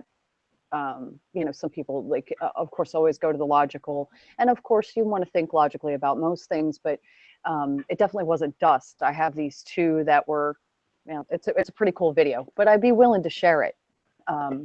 But yes, I've been photographed as well with orbs, and think they're very interesting to say the least. So. Hey, what do you think they are? You think they are ghost spirits? Are they communications from another realm? What are they? Just like?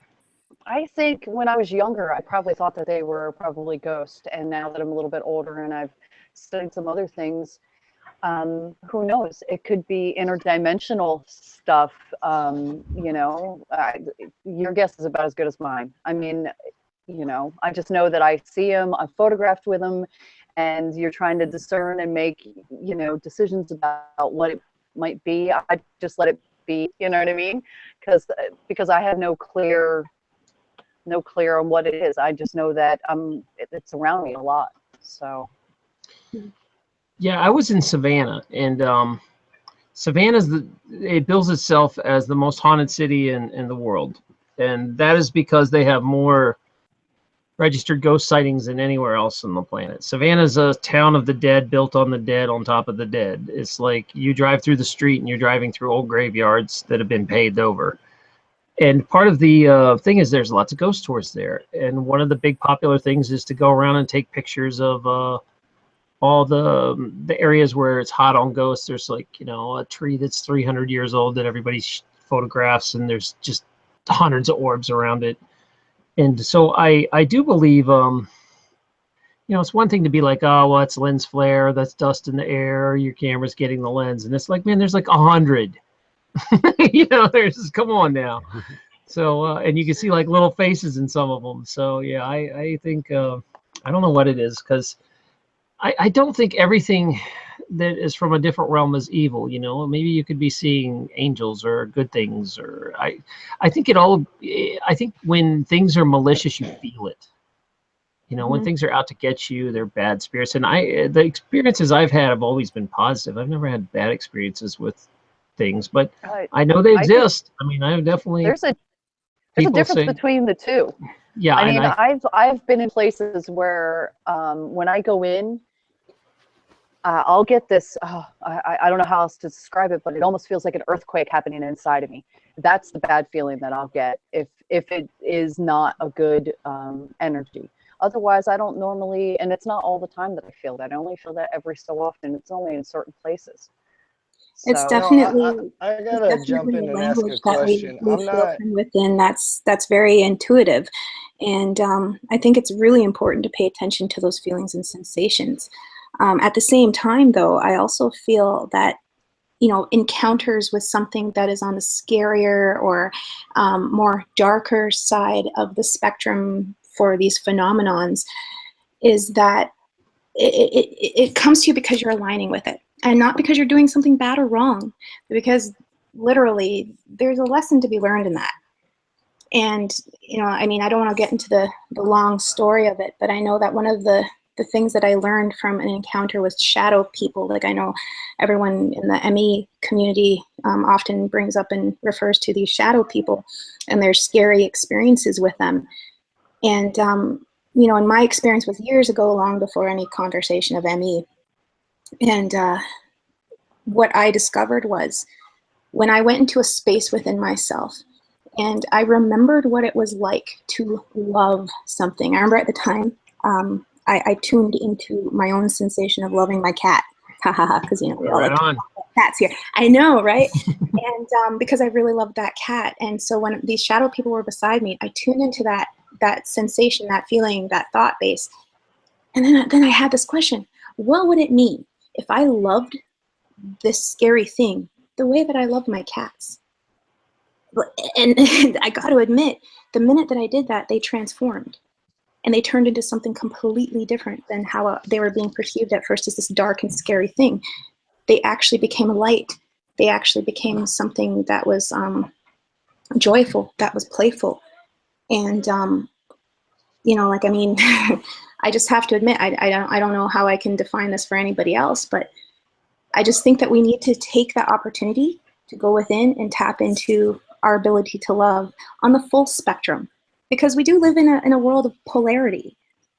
It's all part of the oneness. Like, oneness and true enlightenment means that you have transcended the polarity. That means that suffering and happiness are actually not that different from one another, and they can exist simultaneously in that oneness state, on that higher dimensional state. it's all perspective. Yeah, it's all perspective, and being able to find that integration of the whole being, because we have all of it within us, and those dark beings are part of us too.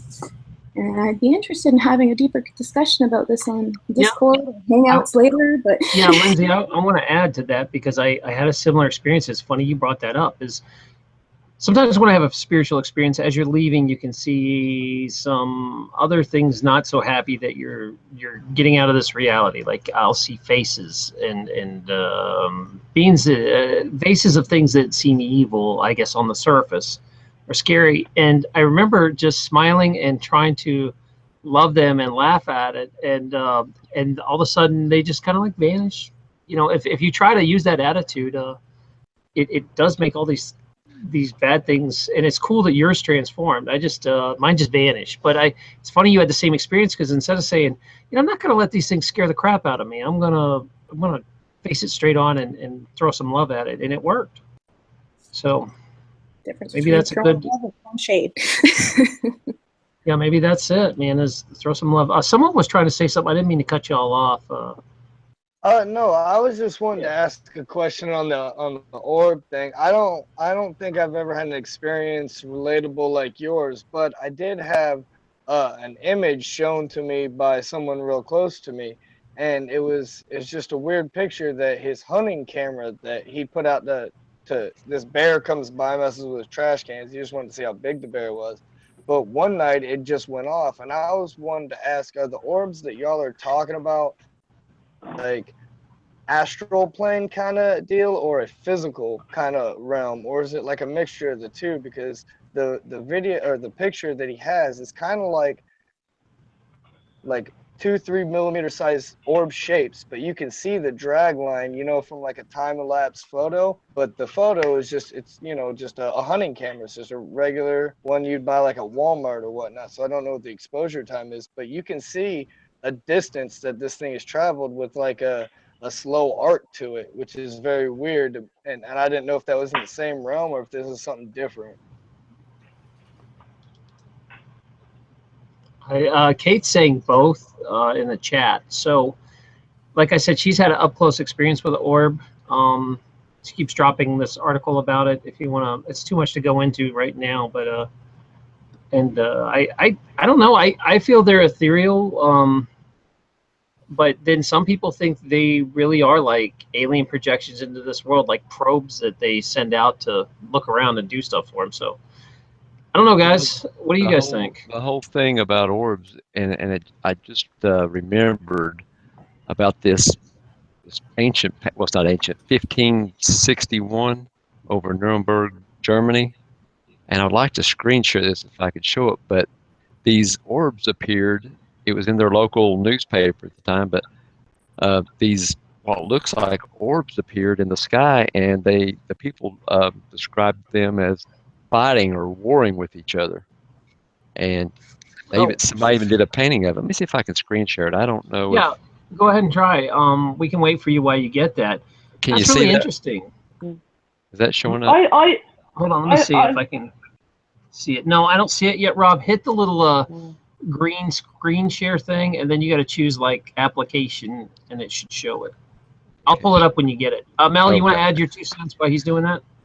Yeah, I just want to say that that's what I think they are. I think they're vehicles, and I think they're interdimensional vehicles. So they always contain, I think, and probably, in my opinion, contain life forms. Whether some of them, I think, would be souls, human souls that are deceased, because that's what I think happens to us when we die. We simply, you know, go back to our native dimension.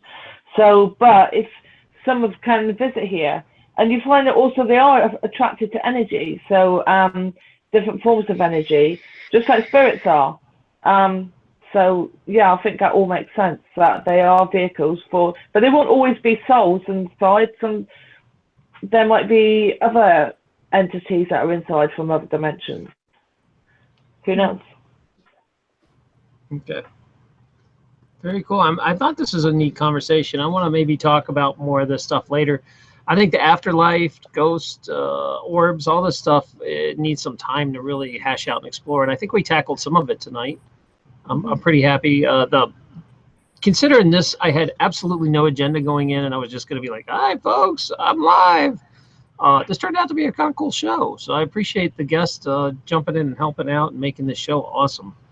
And the chat. Yeah, the chat. Well, also, it was Dave's idea, because I was so tired. I was like, I'm just going to skip it. And he's like, nah, just go on and do like an hour live show. And it's like, all right.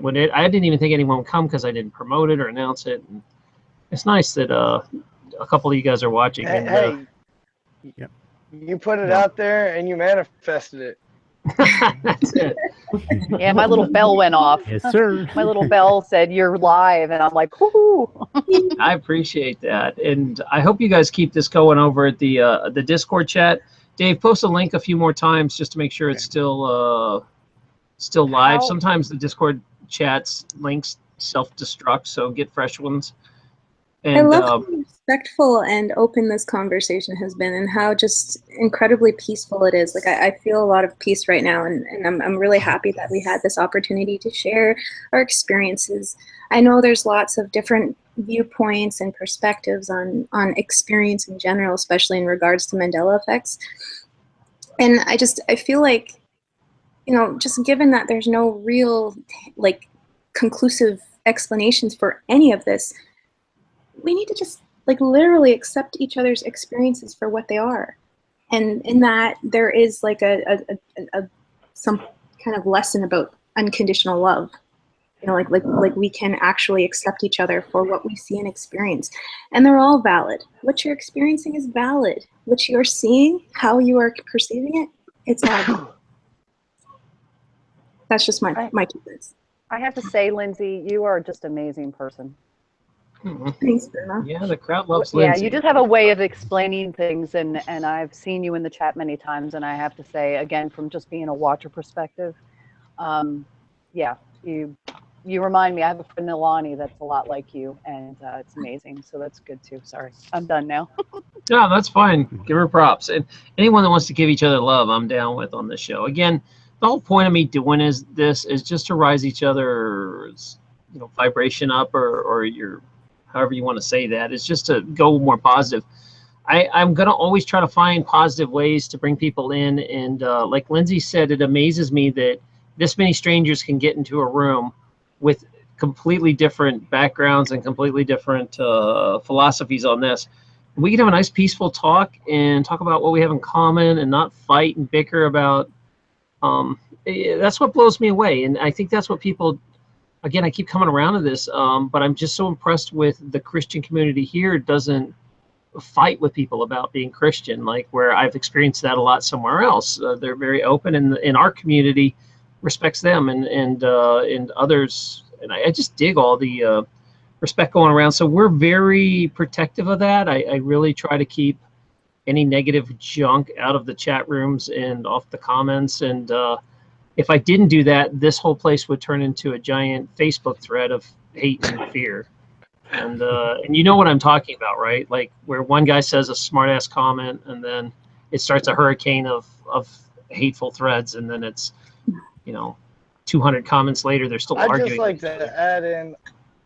to add in on Lindsay's commentary, and this is a little off topic, but I swear it's going to come right back. I just spent my buddy and his newlywed's wife's bachelor and bachelorette party at the Okeechobee Music Festival, and she's absolutely right.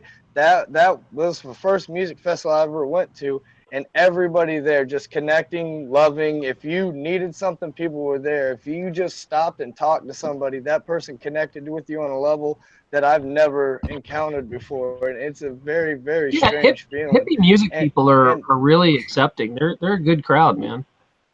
The cool they're thing always about this open-minded. music festival, it wasn't even like that. It was a melting pot. If you thought of a genre, it was there. They even had a all gospel black blind band there. Okay. And then one stage next door, they had EDC music going.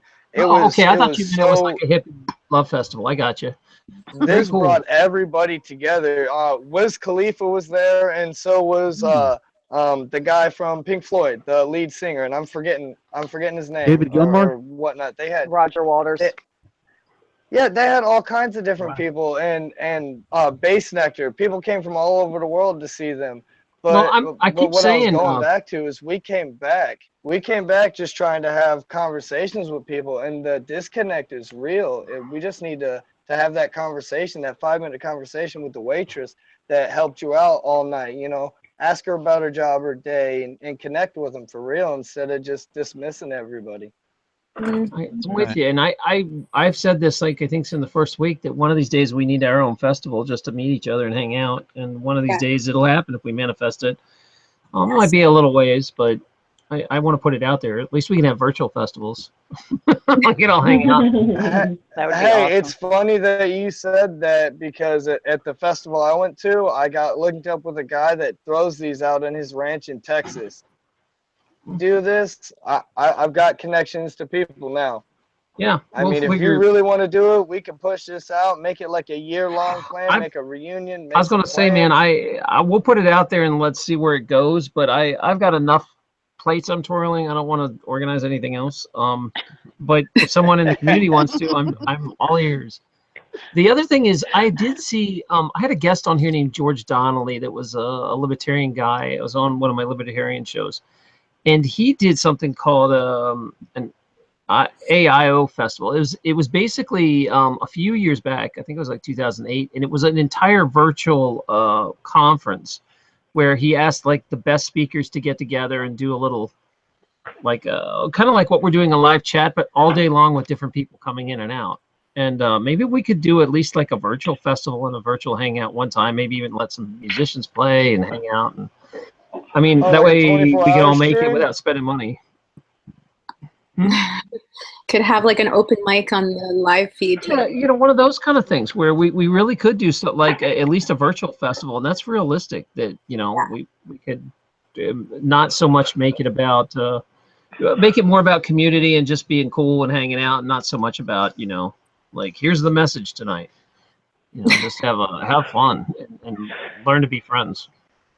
Well, as Long Hair Hello has like really like stuck to this this term Mandela connection, because that came up in chat one time, and I have to admit that that was a lovely way of kind of providing a language to define, I guess, the dynamics of how this community has manifested, because none of us intentionally did this. None of us intentionally, like I think most of us stumbled upon your video, stumbled upon, oh, I think I'll try this chat. I've never done chats before. Oh, I might as well try this. And then suddenly here we are engaging frequently, some a lot, some less, but yet, like we're having meaningful connection. And I think that that speaks volumes to the potential. And I mean, I appreciate that. I really do. Thank you, everyone in chat right now. Thank you, everyone who's part of this community. Thank you, Dr. Tarrin, for literally creating and holding the space that we were able to fill with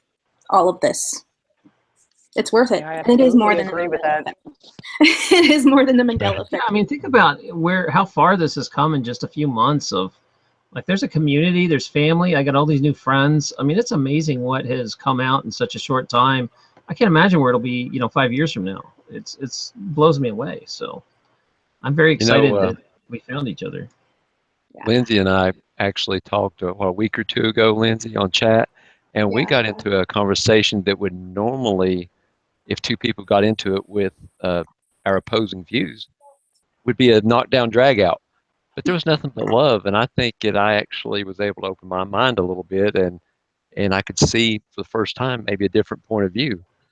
So we don't have, just because you disagree or maybe don't even sometimes get somebody else's point, you don't have to be belligerent and mean-spirited. You can actually talk about what would be controversial things and keep an open mind and show nothing but love, And keep it constructive. Absolutely. Right on. And if I didn't get to your questions tonight, I'm sorry. I'm just beat, and we will pick them up. I guess this is a pretty good test run. Maybe we could do another one of these impromptu deals and just let the universe hash it out, how it works out, and not put any thought into it. So I imagine this went a lot better than I expected, and we'll do another if you guys want. You guys feel it went okay? Oh, for yeah, a normal show? It's a little different. Yeah, 4 hours went by really quick. Yeah, that was ridiculous. So it always does. Time goes past. Just time in general goes by so quickly now. It's like 1 minute I'm looking at the clock, and the next minute I look and it's 5 hours have gone by. So it doesn't surprise me. And I feel like if I had the energy, we could go another 3 hours. I'm just exhausted because I shoveled all day. So it sounds like we're about to open up another topic. Experiment to do with the clock. Sorry, say that again, David. I missed the first part of that. Yeah, speaking of the clock, Melanie was mentioning, we found an interesting little experiment you can do. You can add the second hand, like on my Mac, I have the time like 10:39 and 56 seconds, 57. You know how it kind of ticks up the clock by the seconds? We realized that if you add the seconds on there and then just turn and glance at the clock once, and Losty or Jeff and I were talking about this, and he coined the phrase "it hangs," and that's a good thing because it'll pause, or I like his word "hang." If you look at the clock, sometimes it'll hang for like 2 seconds, not one, and then it starts picking up like normal. And I wonder if anybody can explain what that is. It's pretty cool. So that's happened to me for years with watches. I can't wear watches because if I put a watch on, that's exactly what will happen. The second hand gets slower, keeps pausing, and within 24 hours the watch stops. But I'll take it off and it'll start up again. Yeah, so, I think Jeff was talking about that too, where the second hand will kind of like dip back a split. But I'm just, I only see the digital clock, and sure enough, I'll look in there, and it's like it's taking an extra second. It'll hang for a second, and then it continues. It's like, did we just perceive the time, like, and our brain didn't quite notice it, so it's waiting for a second? I'm sure maybe science has an explanation, but it's really interesting. Try it. It'll freak you out once in a while. I have a story that's, well, they're two related, but I have 3 different clocks with 3 different batteries. Okay.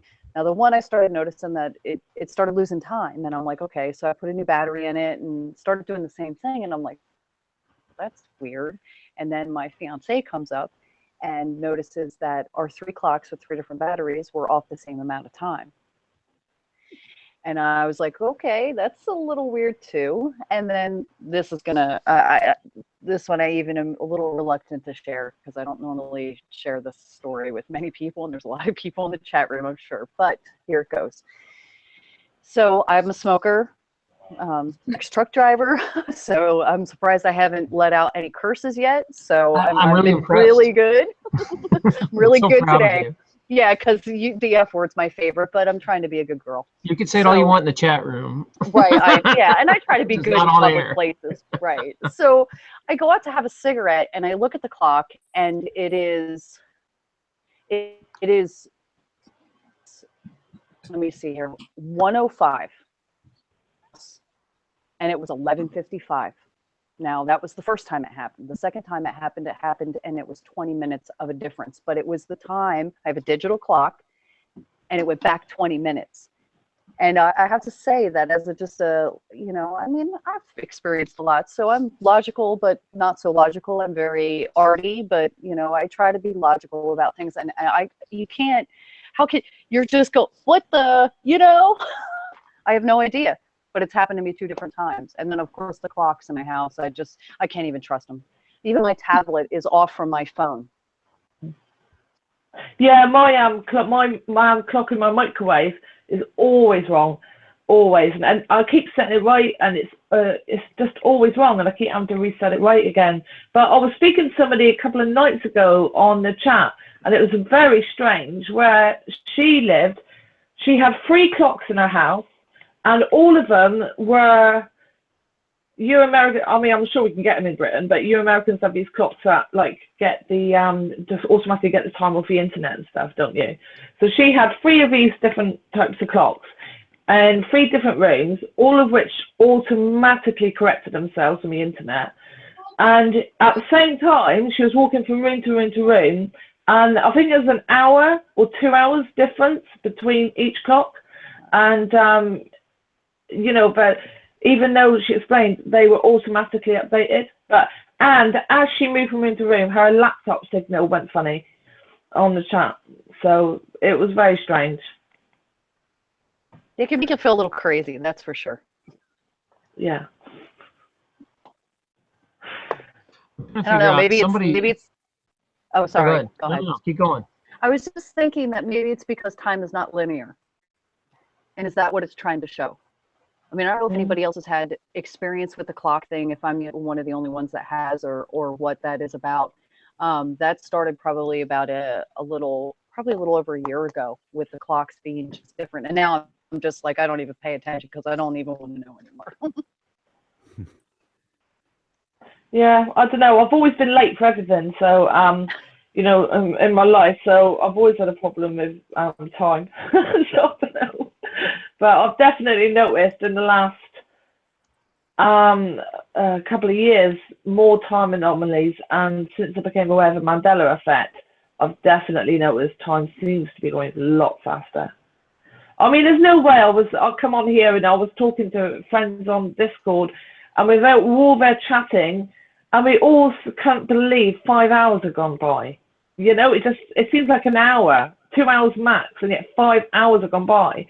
And we're like, well, the day's just gone, but, it's just, it can't have been 5 hours. I'm sorry, it just can't have been 5 hours. But it was, so I don't know. Well, speaking of time jumping, where I'm like, hey, we're going to close the show in 5 minutes has become 45 minutes. So I'm exhausted, so I'm going to cut this show. We'll take this over to Discord. If you guys don't understand how this works, we're going to drop some links here, and this chat will disappear in about 5 minutes after I close this. If you missed the beginning of the show and you want to watch it, you can. It just takes about a half hour to an hour to process. It's like if you go to YouTube, you'll see 2 hours of the show, but not all of it will be there. But if you go back in an hour, all of it will be there. So Thanks for the impromptu show. This was oodles of fun, and thanks to all the guests that helped make this great and stick around. I love you guys. Thank you. I'll see you in Discord. Be nice, stay positive, be nice to your cat, all that. I'm too tired to say it. Good night. Thanks, Tarrin. Good night. Good night. Good night. I'll see you See you in later. Discord. Bye, guys. Bye.